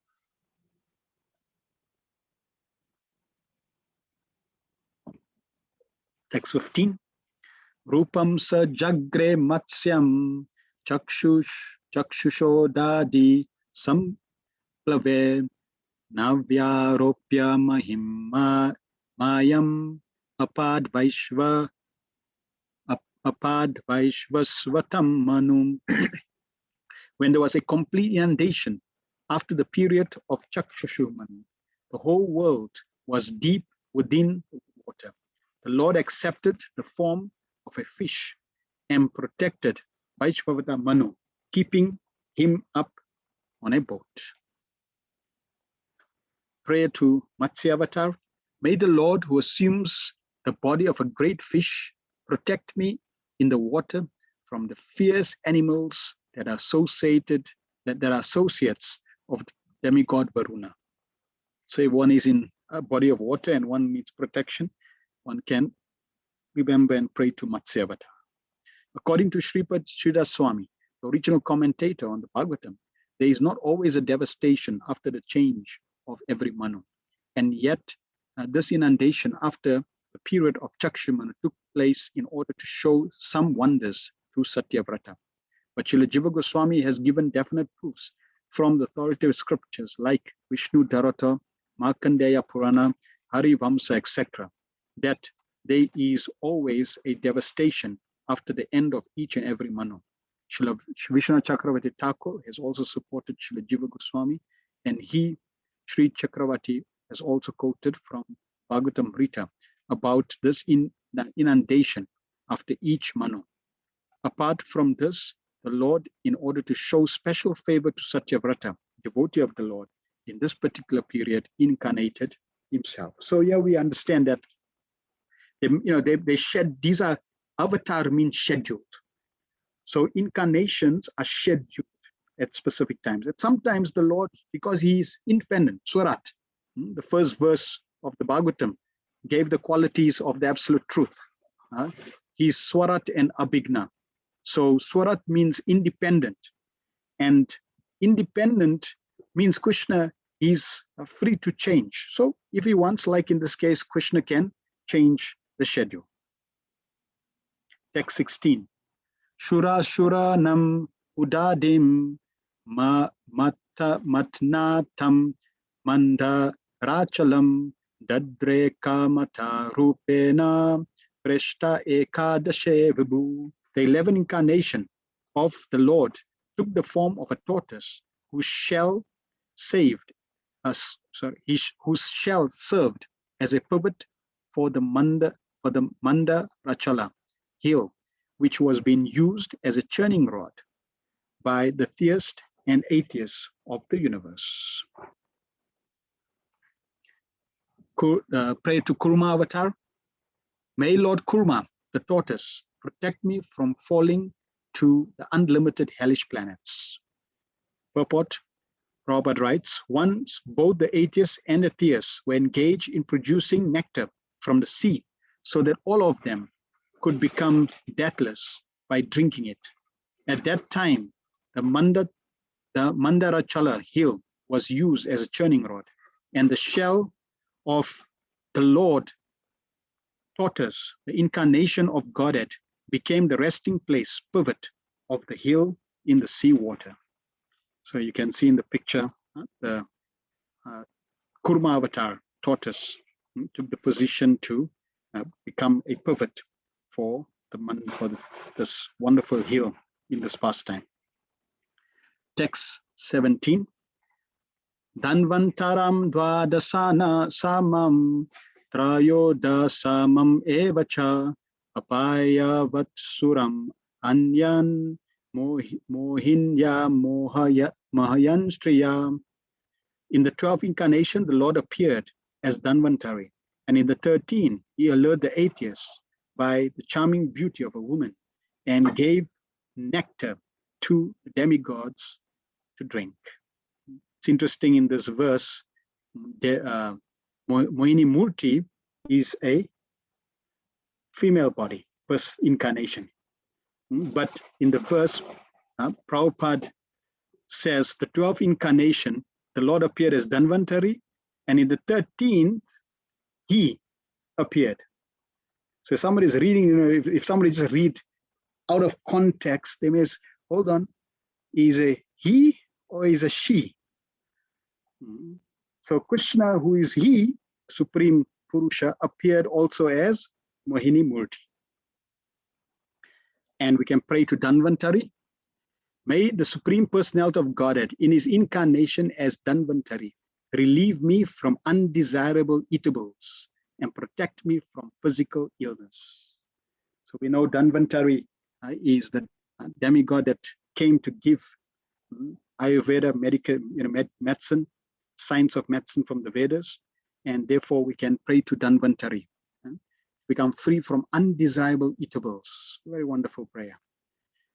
Purport, as stated in the beginning of Srimad Bhagavatam, and this is, Prabhupada didn't give any purports. I'm quoting from the second canto, 7th chapter, verse 21.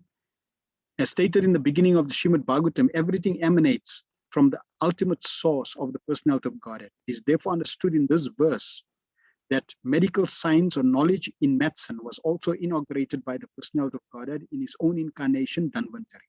And thus, the knowledge is recorded in the Vedas. The Vedas are the source of all knowledge, and thus knowledge in medical science is also there for perfect cure of the disease of the living entity. So everything, all knowledge is there in the Vedas. It's the perfect manual for all sciences, all arts, all cultures, coming from Krishna. The embodied living entity is diseased by the very construction of his body. Beautiful statement by Srila Prabhupada. The embodied living entity is diseased by the very construction of his body. Body is the symbol of disease. So now when you look in the mirror, you can see, oh, just see, I'm diseased. As long as you have this material body means you are diseased. And every other type of disease is just a ramification, manifestation, and extension of the disease of the body. Therefore, to have a body is not glorious. In some cultures, when a child is born, they cry. See, for this reason. Oh, shame, poor soul came into this material world, shame. See, and when the person leaves, they laugh. Why? Because now they're happy. Yes, he's freed from this body. But if they don't become devotees, then they have to Jata sihi dhruvam muchu dhruvam janma mrutasya cha. They have to take birth again. In Bhagavad Gita, Krishna says, one who dies, birth is certain. And for one who is born, death is certain. But for one who takes to Krishna consciousness, janma karma chame divyam, one who knows the transcendental activities of appearance and activities, they will never take birth. So Prabhupada, he was only the one personality that was very bold in this regard. Prabhupada said, I have the solution to birth, death, disease, and old age. See, through the process of Krishna consciousness. The disease may differ from one variety to another, but the disease must be there just as there is birth and death for everyone. So by the grace of the personality of Godhead, not only are the diseases of the body and mind cured, but also the soul is relieved of the constant repetition of birth and death. The name of the Lord is also called Bhava Sadi, or the source of curing the disease of material existence. One time there was a magician. He came to Srila Prabhupada and was sitting. So the magician decided to use Prabhupada, and he went to Prabhupada's ears and pulled out a rasgulla. And then he made the rasgulla disappear. So he was using Prabhupada, and conjuring things and making disappear. And the devotees didn't feel so comfortable. Because, it's like you're using the spiritual master for this mundane tricks. And Prabhupada let him. Then Prabhupada said, very nice. Can you make death disappear? And immediately the magician was stumped. And he said, no, Swamiji, I can't make death disappear. So Prabhupada says, I can. So therefore everybody then, Jai Srila Prabhupada, because yes, this is victory. Prabhupada can. See, you can conjure up your small things, rasagula, this, that. And you can make it disappear. What's the big thing? You make birth, death, disease, and old age disappear. Now you're an acharya. Now that's glorious. See? And Prabhupada has was not able to not only do that, but give us the process, give everyone the process, so that we could apply that process in our life and become free from birth, death, disease, and old age. And then in relation to Mohini Murti, in the 8th canto, the personality of Godhead in his form as Mohini was certainly not joking, but talking seriously and with gravity. The demons, however, being captivated by Mohini Murti's bodily features, took her words as a joke and confidently delivered the container of nectar into her hands. Thus Mohini Murti resembles Lord Buddha, who appeared Sammo Haya Sura Dvisham, to cheat the Asuras. Text 18. Chaturdasham Narasimham Bibrat Daityendram Urjitam Dadara Kara Jair Urav Erakam Katakridyata. In the 4th incarnation, the Lord appeared as Nrsimha and bifurcated the strong body of the atheist Hiranyakashipu with his nails, just as a carpenter pierces cane. Prabhupada doesn't give a purport, and we know Lord Nrsimha is very, very famous. It's a full canto on the glories of Lord Nrsimhadev and Prahlad. And there's a prayer, may Lord Nrsimhadev, who appeared as the enemy of Hiranyakashipu, protect me in all directions. One time when they were installing Lord Nrsimhadev in Juhu, and there was a Pandit that came, and he instructed devotees that the direction of Lord Nrsimhadev is not in the right place according to Vastu. It should be in the proper position. So then Prabhupada was upstairs in the room, and they said, well, then go speak to Swamiji. So then the priest went to Srila Prabhupada and explained to Srila Prabhupada about the position of the Lord. And Prabhupada said, oh, our Lord is everywhere. Bahir Nishingo, Hidaya Nishingo. He's in all directions. So for us, doesn't matter which direction you install the deity of the Lord. He's in all directions. We know that Lord Nrsimhadev in Mayapur and many parts of the world where we have deities installed of Lord Nrsimhadev, He's there to protect. Prabhupada said Lord Nrsimhadev is there to protect the devotees, the spiritual master, and the mission of the Lord. Text 19. Panchadasham Vamanakam Kritva Gad Adavaram Bale Pada Trayam Yachamanam Pratyadit Sutripushtakam. In the 15th incarnation, the Lord assumed the form of a dwarf Brahmana, Vamana, and visited the arena of sacrifice arranged by Bali Maharaj. Although at heart he was willing to regain the kingdom of the 3 planetary systems, he simply asked for a donation of 3 steps of land. Prayer to Lord Vamanadev. The Lord assumed the form of dwarf Vamana. May Vamana protect me on the land. So if you're on land and you want protection, we can pray to Vamana. The Almighty God can bestow upon anyone the kingdom of the universe from a very small beginning. And similarly, he can take away the kingdom of the universe on a plea of begging a small piece of land. So Krishna can give and Krishna can take.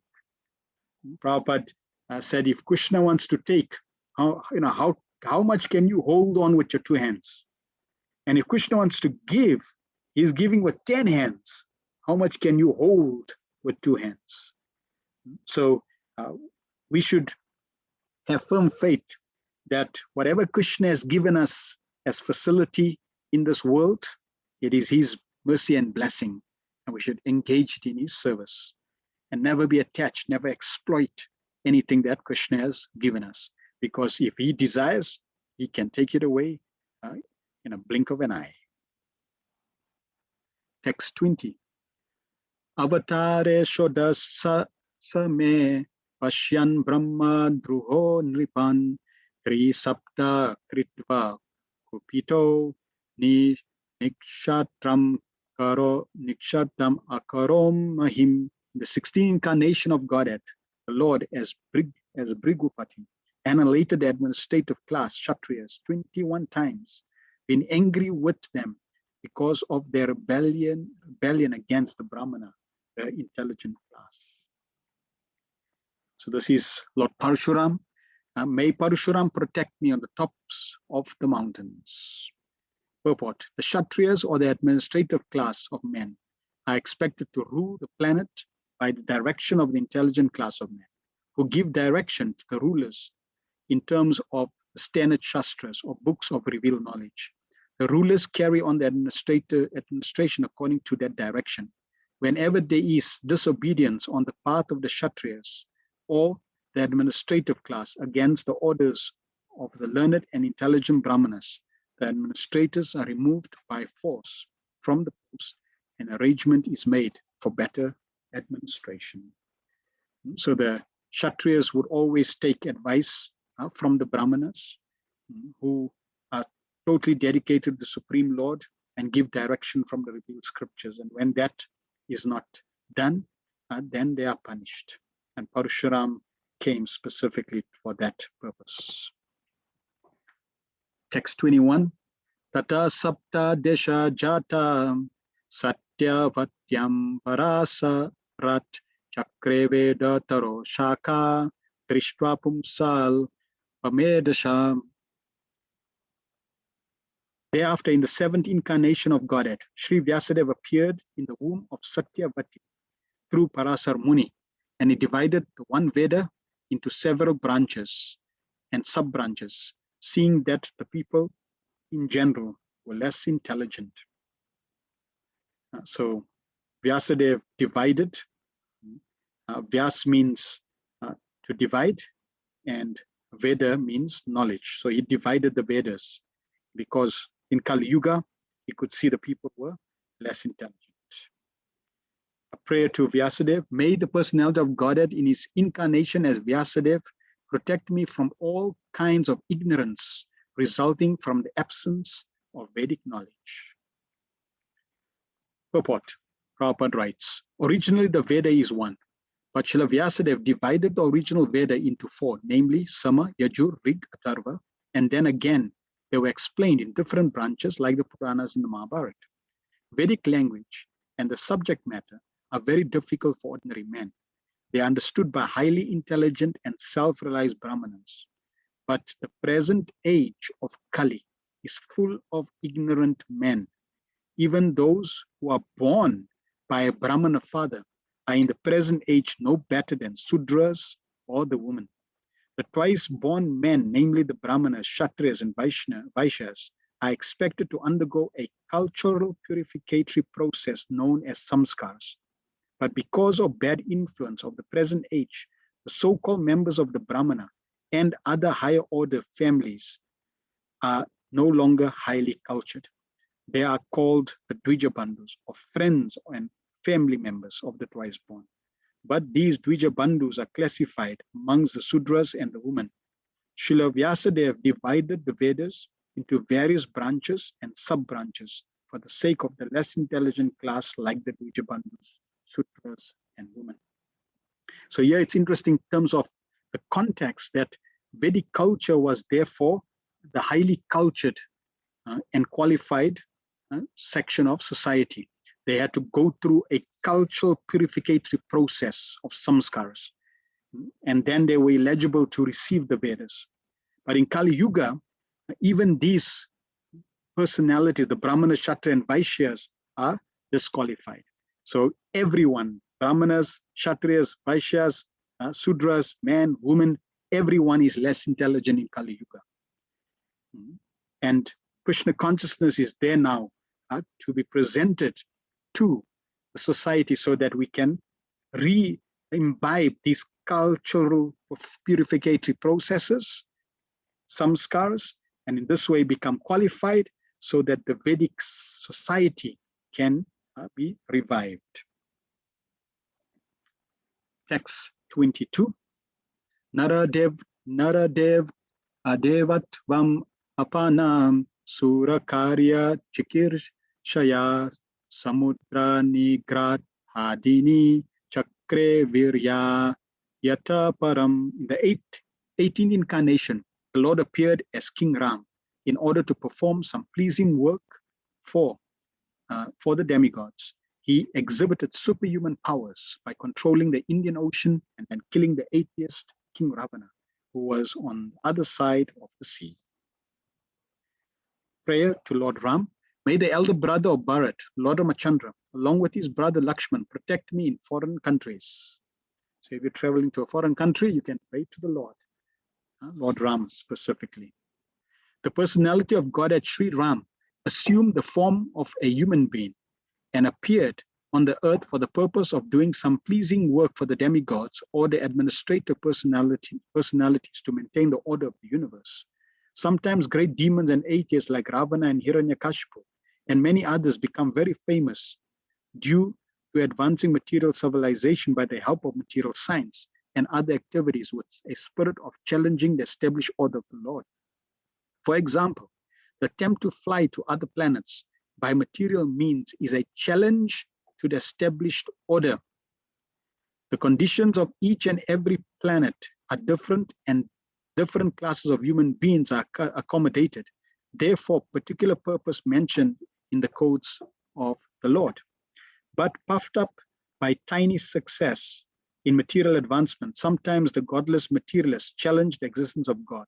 Ravana was one of them, and he wanted to deport ordinary men to the planet of Indra, heaven, by material means, without consideration of the necessary qualifications. He wanted a staircase to be built by directly reaching the heavenly planets so that people might not be required to undergo the routine of pious work necessary to enter that planet. He also wanted to perform other acts against the established rule of the Lord. He even challenged the authority of Sri Ram, the personality of Godhead, and kidnapped his wife Sita.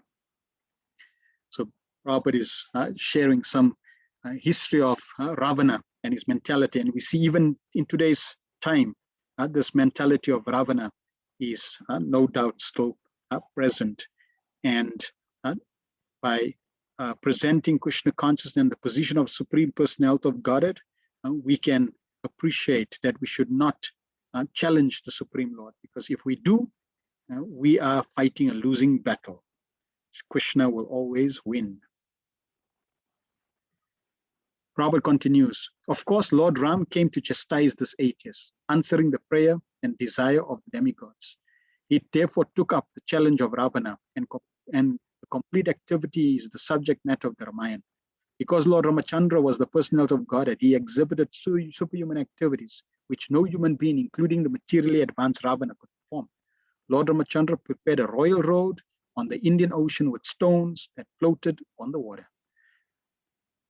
The modern scientists have done research in the area of weightlessness, but it is not possible to bring in weightlessness anywhere and everywhere. But because weightlessness is the creation of the Lord, by which we can make the gigantic planets fly and float in the air, he made the stones even within the earth to be weightless and prepared a stone bridge on the sea without any supporting pillars. That is the display of the power of God. And this bridge is there. They call it Adam's Bridge. There's satellite photographs of this bridge because Lord Ram actually used the stones to build with Hanuman and the monkeys, and that bridge is still visible. Text 23. Eko na vimse vimsati me vrishnishu prapya janmani Rama Krishna vitipuho Bhagavan aharadvaram.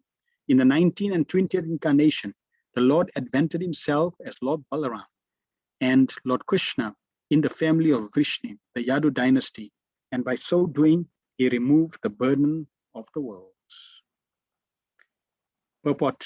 The specific mention of the words Bhagavan in this context indicate that Balaram and Krishna are the original forms of the Lord. This will be further explained later. Lord Krishna is not an incarnation of the Purusha, as we learned from the beginning of this chapter. He is directly the original personality of Godhead, and Balaram is the first plenary manifestation of the Lord. From Balaram, the first spellings of plenary expansions, Vasudev, Sankarshan, Aniruddha, and Pradyumna expands. Lord Shri Krishna is Vasudev, and Baladev is Sankarshan. And then 24. So the Bhagavatam was presented 5,000 years ago, just after Lord Krishna disappeared from this planet. And therefore, the next two incarnations in text 24 and 25, this is future prediction. So the Bhagavatam was compiled. We know that Bhagavatam was given a time of creation, but Srila Vyasadeva compiled the Bhagavatam and gave the Bhagavatam 5,000 years ago, and even predicted the appearance of Lord Buddha, which we know now, after 2,000 years of the appearance of Buddha, we know that it's true. And not only that, but we know that the next, after Lord Buddha, the Kalki incarnation, that also is coming at the end of Kali Yuga, and that also, we won't be here to witness that, but we have firm faith that it'll be true.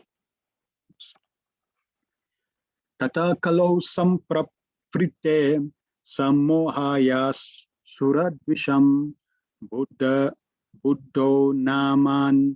namanjana suto kikateshu bhavishyati. Then in the beginning of Kali Yuga, the Lord will appear as Lord Buddha, the son of Anjana, in the province of Gaya, just for the purpose of deluding those who are envious and envious of the faithful theist. So here we see Lord Buddha, his name, his parents' names are given, and in the province. And we know that it all came true. We can pray to Lord Buddha. May Lord Buddha Dev protect me from the activities opposed to the Vedic principles and from laziness that causes one to madly forget the Vedic principles of knowledge and ritualistic actions. And Prabhupada gives a very, very extensive purport. Lord Buddha, and I just presenting an excerpt. Lord Buddha, a powerful incarnation of the personality of Godhead, appeared in the province of Gaya, Bihar, as the son of Anjana, and he preached his own conception on non-violence and depreciated even the animal sacrifices sanctioned in the Vedas. At that time, when Lord Buddha appeared, the people in general were atheistic and preferred animal flesh to anything else. On the plea of Vedic sacrifice, every place was practically turned into a slaughterhouse, and animal killing was indulged in unrestrictedly. Lord Buddha preached non-violence, taking pity on the poor animals. He preached that he did not believe in the tenets of the Vedas and stressed the adverse psychological effects incurred by animal killing. Less intelligent men of the age of Kali, who have no faith in God, followed his principles, and for the time being, they were trained in moral discipline and non-violence, the preliminary steps for proceeding further on the path of God realization. He deluded the atheists because such atheists who followed his principles did not believe in God, but they kept their absolute faith in Lord Buddha, who himself was an incarnation of God. Thus, the faithless people were made to believe in God in the form of Lord Buddha. That was the mercy of Lord Buddha. He made the faithless faithful to him. Maharaj Parikshit said that only the animal killer cannot relish the transcendental message of the Supreme Personality, Supreme Lord. Therefore, if people are to be educated to the path of Godhead, they must be taught first and foremost to stop the process of animal killing, as above mentioned. It is nonsensical to say that animal killing has nothing to do with self-realization. So Prabhupada gives a very beautiful purport, making very clear that you cannot be God conscious if you're killing animals, and you cannot be God conscious if you're eating animals.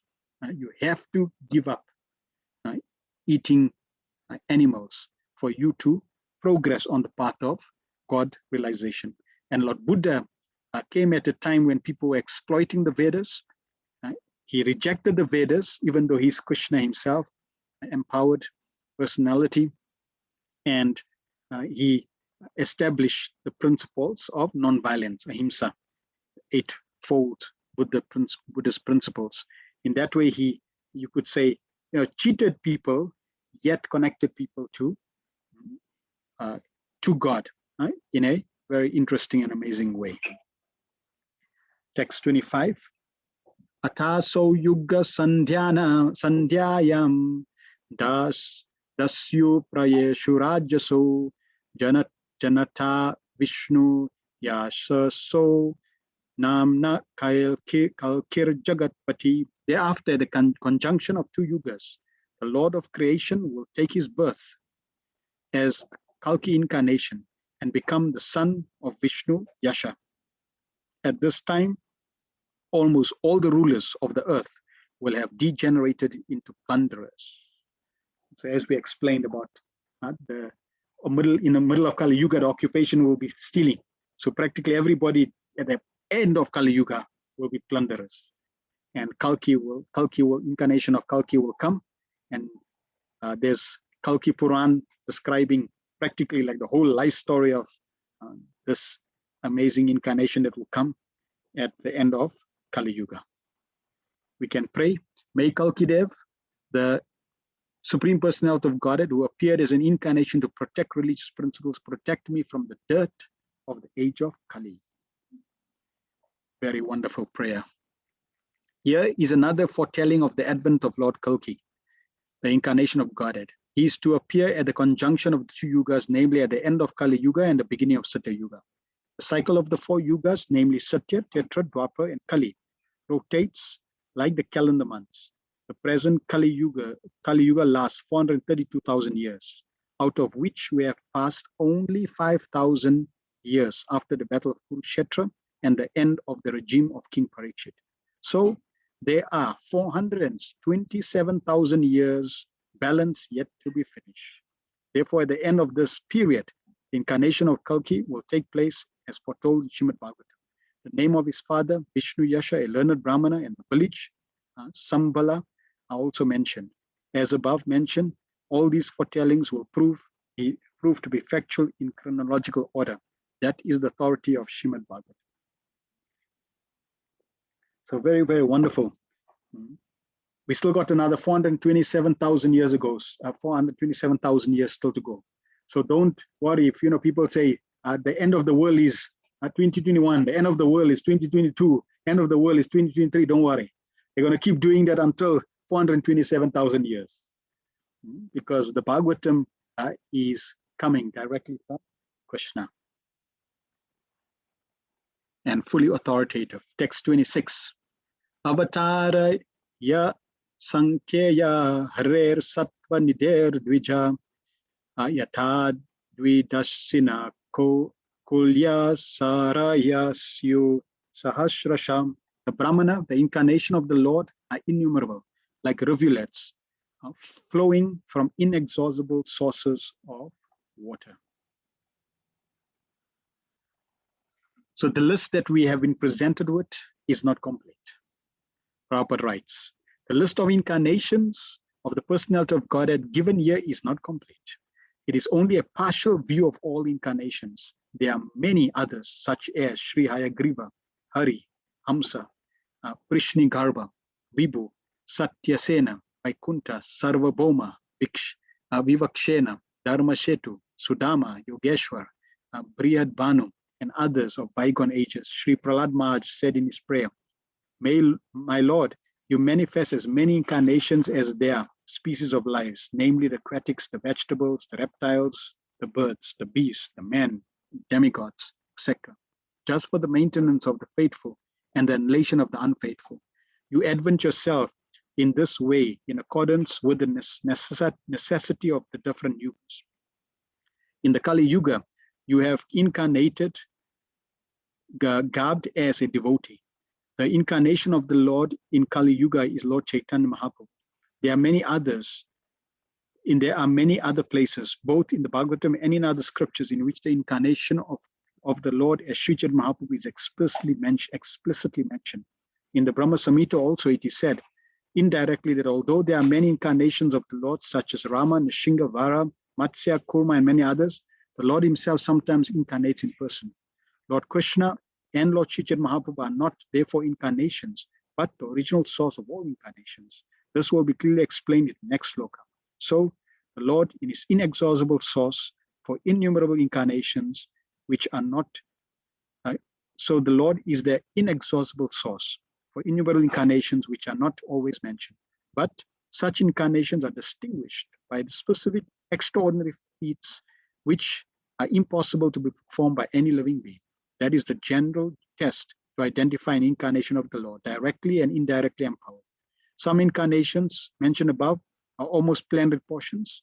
For instance, Kumara is empowered with transcendental knowledge. Sri Narad is empowered with devotional service. Maharaj Prithu is empowered incarnation with executive function. The Matsya incarnation is directly a plenary portion. So the innumerable incarnations of the Lord are manifested all over the universe constantly without cessation as water flows constantly from waterfalls. So there are many, many infinite number of incarnations in different the aquatics, vegetables, reptiles, birds, beasts, men, demigods. The Lord is incarnating and expanding in all these different areas simply to help reclaim and establish Dharma. Text 27, last verse for today. Rishayo manavo Rishayo manavo deva Manu putra mahau jasam Kalav sarve hare reva saprajapataya smrita. All rishis, the manus, the demigods, and the descendants of Manu who are especially powerful plenary portions or portions of the plenary portions of the Lord.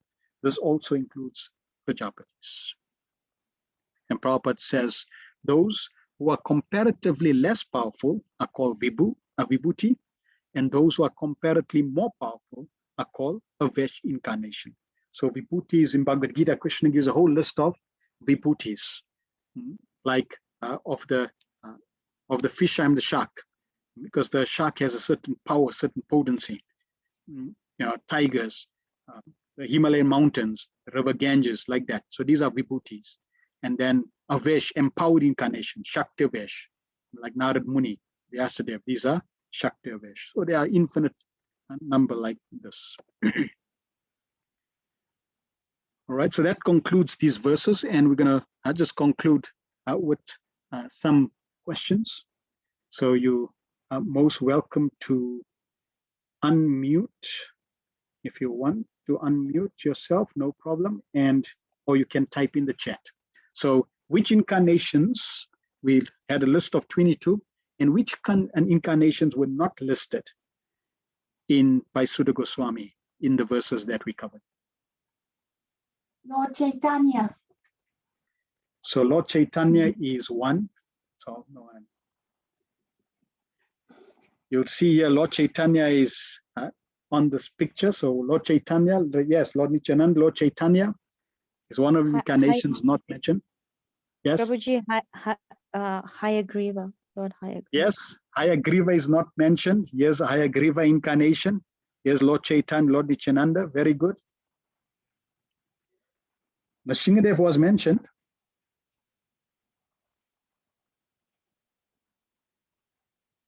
Any others? I'm not sure if you said Lord Dattatreya. Did you Dattatreya was mentioned. Yes. Awesome. The clue is on this picture.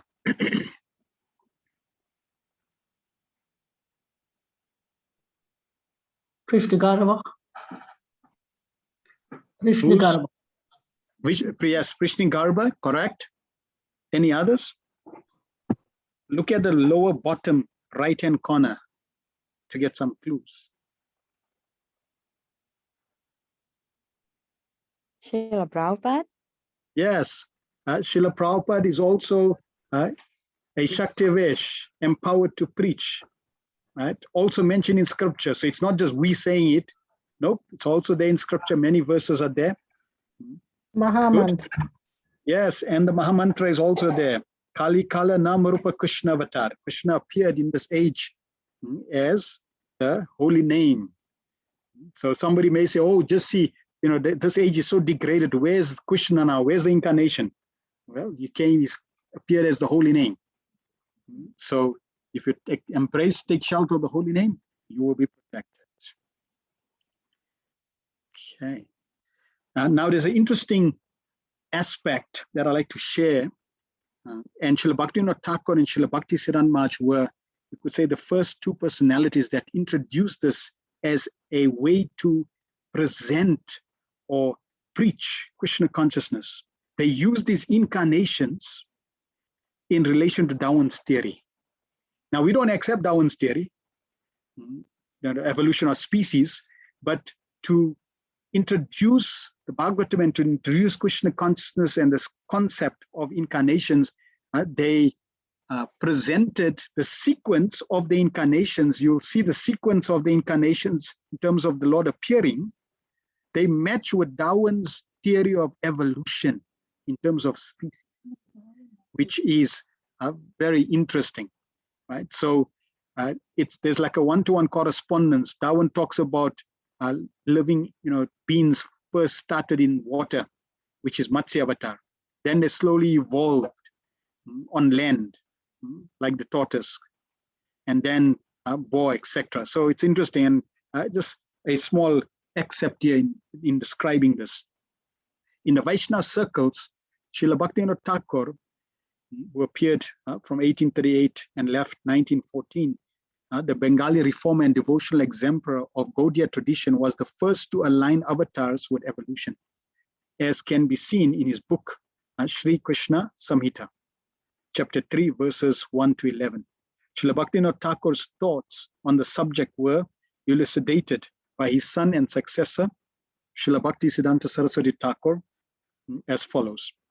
We can notice that the different stages of animal life, from the invertebrates to the fully grown human beings, these stages have been classified by Indian sages of a scientific outlook in 10 orders, namely the invertebrates, the statious or shelly, the vertebrate, the erected vertebrae, as in the combined form of man and beast, manikin, barbaric, civilized, wise, ultra-wise, and destructive.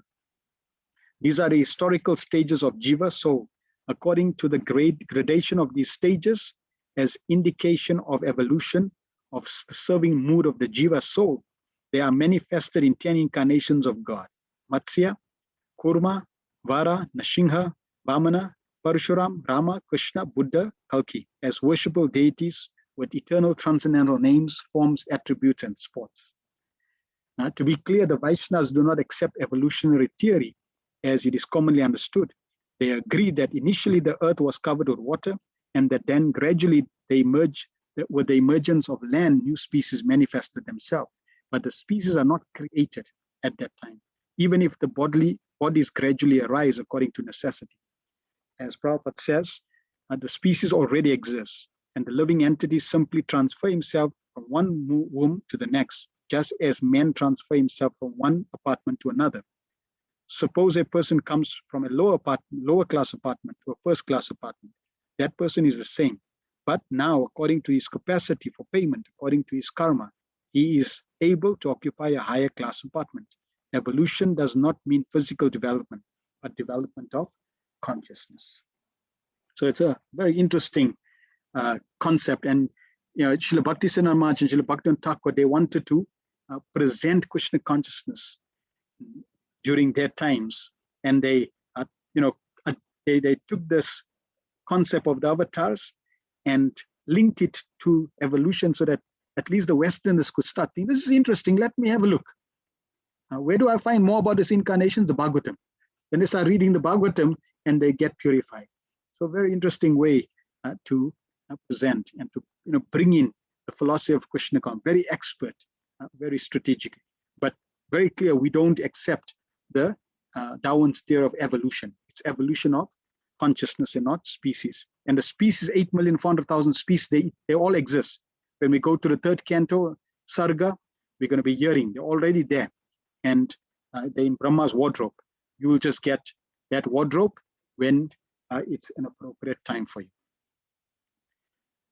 So we concluding, we shared this example of the powerhouse that Prabhupada shared, and Krishna, he is the complete opulent personality, all powerful with all opulences, and his incarnations are distributed throughout the universes at different times, constantly at different throughout the ages. They have limited opulence of Krishna, limited power of Krishna.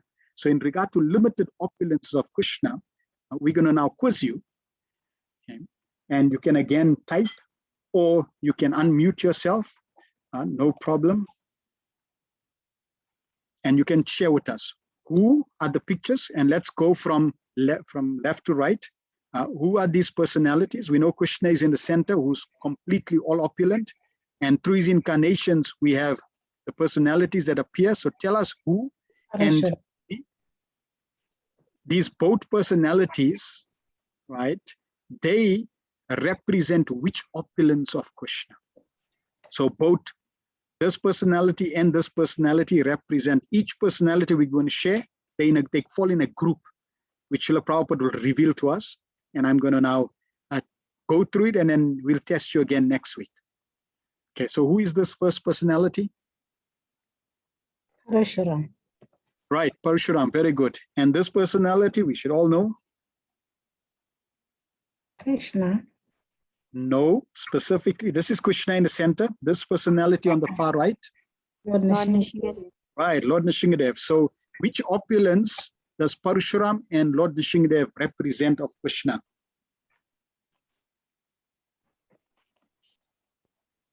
Does Lord Parshuram represent does Lord Parshuram represent renunciation and strength?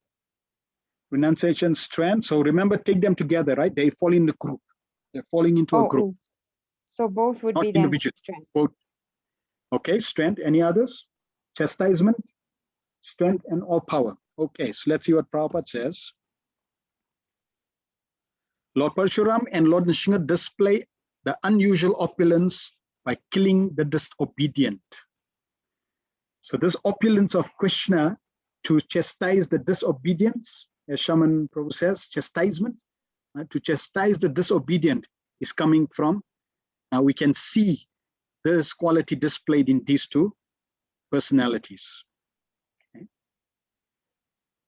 Right. Who are these personalities in this group? Right. So 4 of them. And which opulence do they display of Krishna? This Lord first Buddha. personality, Lord Buddha, Lord Buddha. Next, Narada, Narada.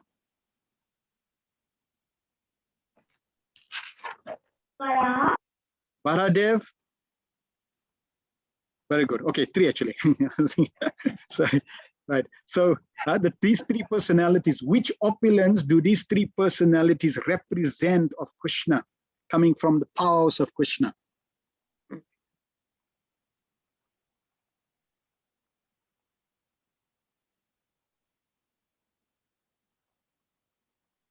Looks like silence as we give up. Okay. The Lord's empowered incarnation, Narada, the plenary incarnation, Vara, as well as indirectly empowered Lord Buddha, created faith in the masses of people. Right? So they instilled faith in those that did not have faith. They increased, they created faith. So you can see these personalities specifically, that's their potence, that's their speciality. They're empowered with that speciality from Krishna. Okay? Try to remember this. We're going to challenge you next. We're going to test you next week. Right. Who are these 2 personalities? Lord Ram, Lord Ram and Lord Dhanvantari. Lord Dhanvantari. Which opulence do they represent of Krishna?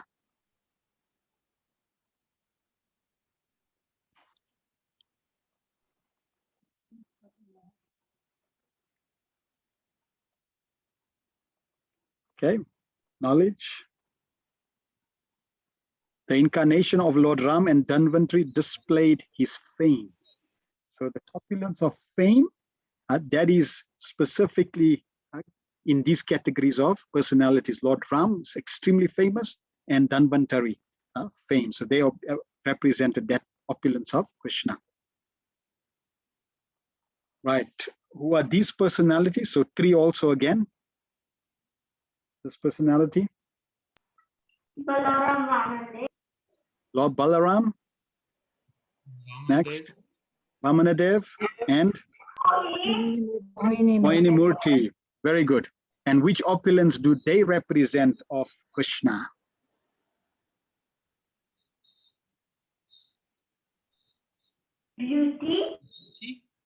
Beauty.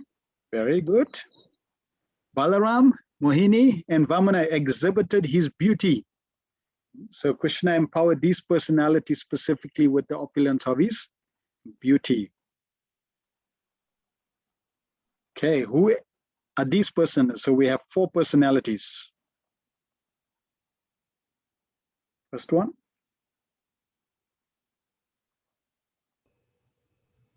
Lord Dattatreya. Right, Lord Dattatreya.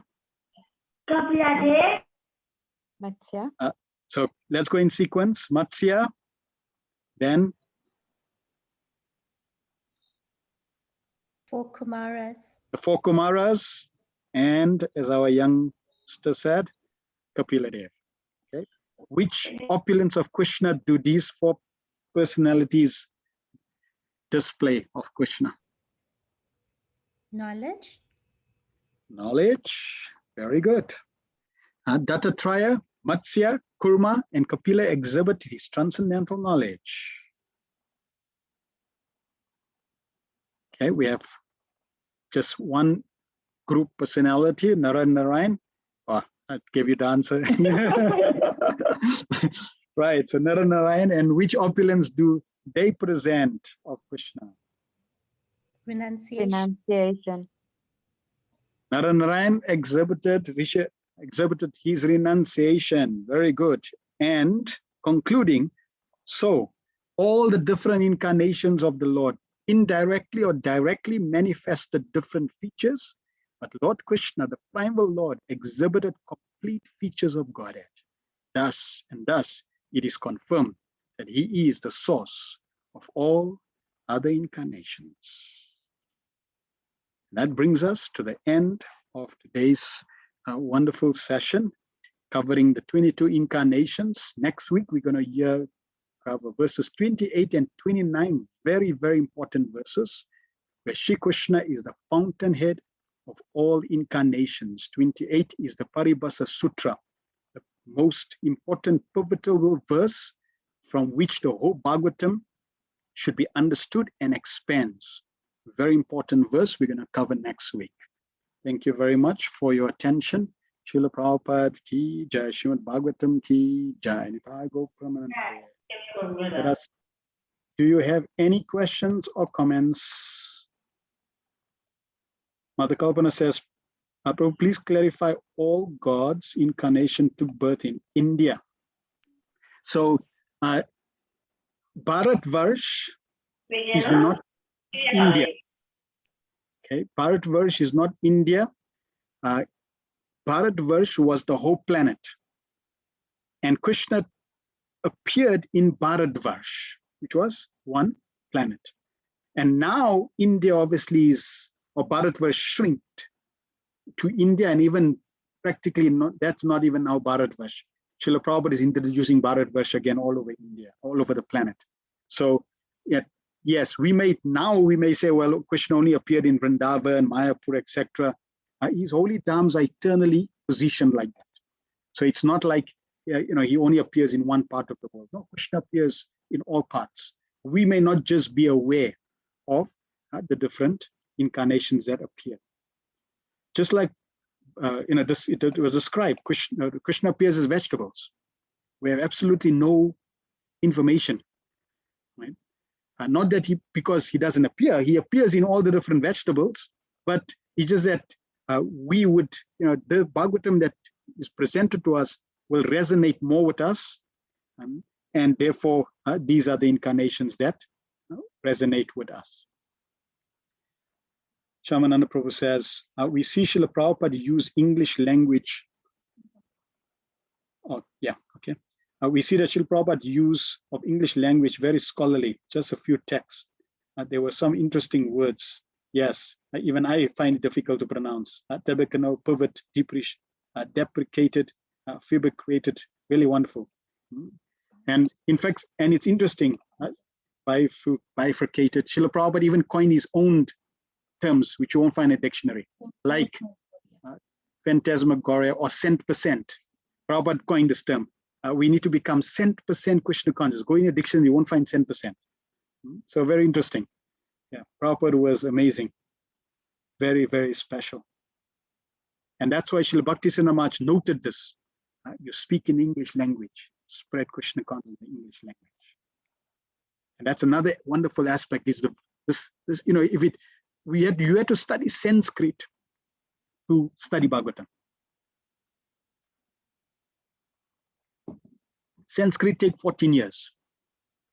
So therefore, it's practically challenging and difficult for people in Kali Yuga to have access to Bhagavatam. Yet Prabhupada gave us Bhagavatam in English. Such an amazing offering, inconceivable. The most, you could say, like not a refined language. Yet we have the most refined wisdom, most glorious wisdom presented.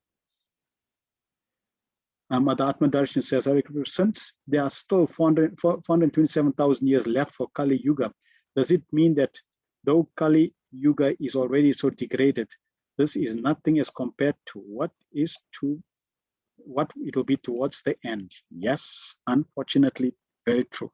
And if you want to know some of the symptoms, you can go to the 12th canto, Symptoms of Kali Yuga, and you can read. It is definitely not a glorious place to be in and to stay. Okay.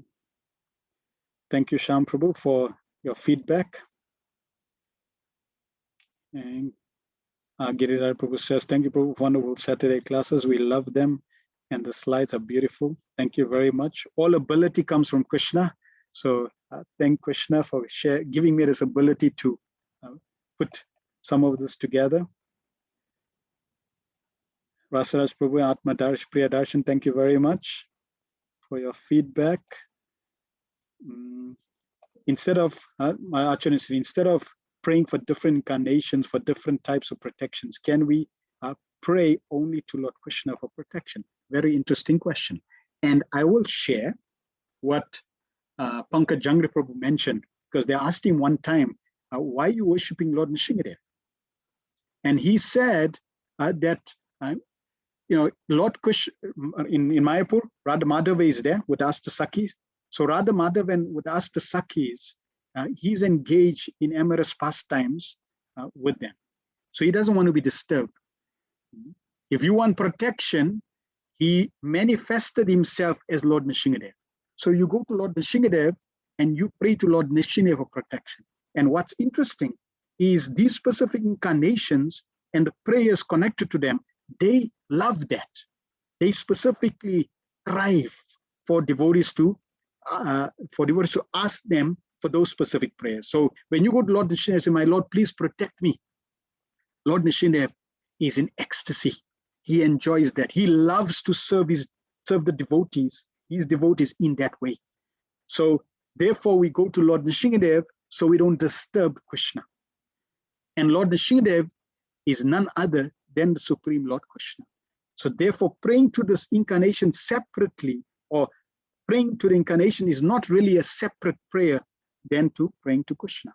He says that Krishna in his Shyam Sundar form, he's engaged in amorous pastimes and we don't want to disturb him. But there's also no harm to pray to Radha Shyam Sundar, pray to the Lord. So yes, if your heart is inclined to praying to the different incarnations for the specific prayers that we covered, most definitely do that. And if your heart is simply attracted to the beautiful form of Krishna and you want to pray to Lord Krishna, understanding that yes, all the incarnations are even in his body, he's the source, you can pray to Lord Krishna, no doubt. Dharam and Madhavi, thank you, Prabhu. We await eagerly for the next lecture. Thank you for your attendance. Mother Rasastali, wow, Krishna, the source of incarnations. I had 3 classes in the last 2 weeks, and this was so dynamic. And now makes so much sense and will now stay in my head. I'm glad. Thank you. And Bafana, please PDF the chapter for print, and they come out very nice in the booklet or manual. Thank you very much. I will create a PDF and also attach that. Thank you very much for your attendance, and may all the incarnations bless you and protect you all to develop greater and greater taste for hearing the Supreme Lord's glories. And may we continue week by week to associate with Srimad Bhagavatam until the final verse of this glorious, magnificent, and all auspicious scripture. Shri Srimad Bhagavatam ki jai, Srila Prabhupada ki jai, Nitai Gok Pramanande. Thank you, Prabhu.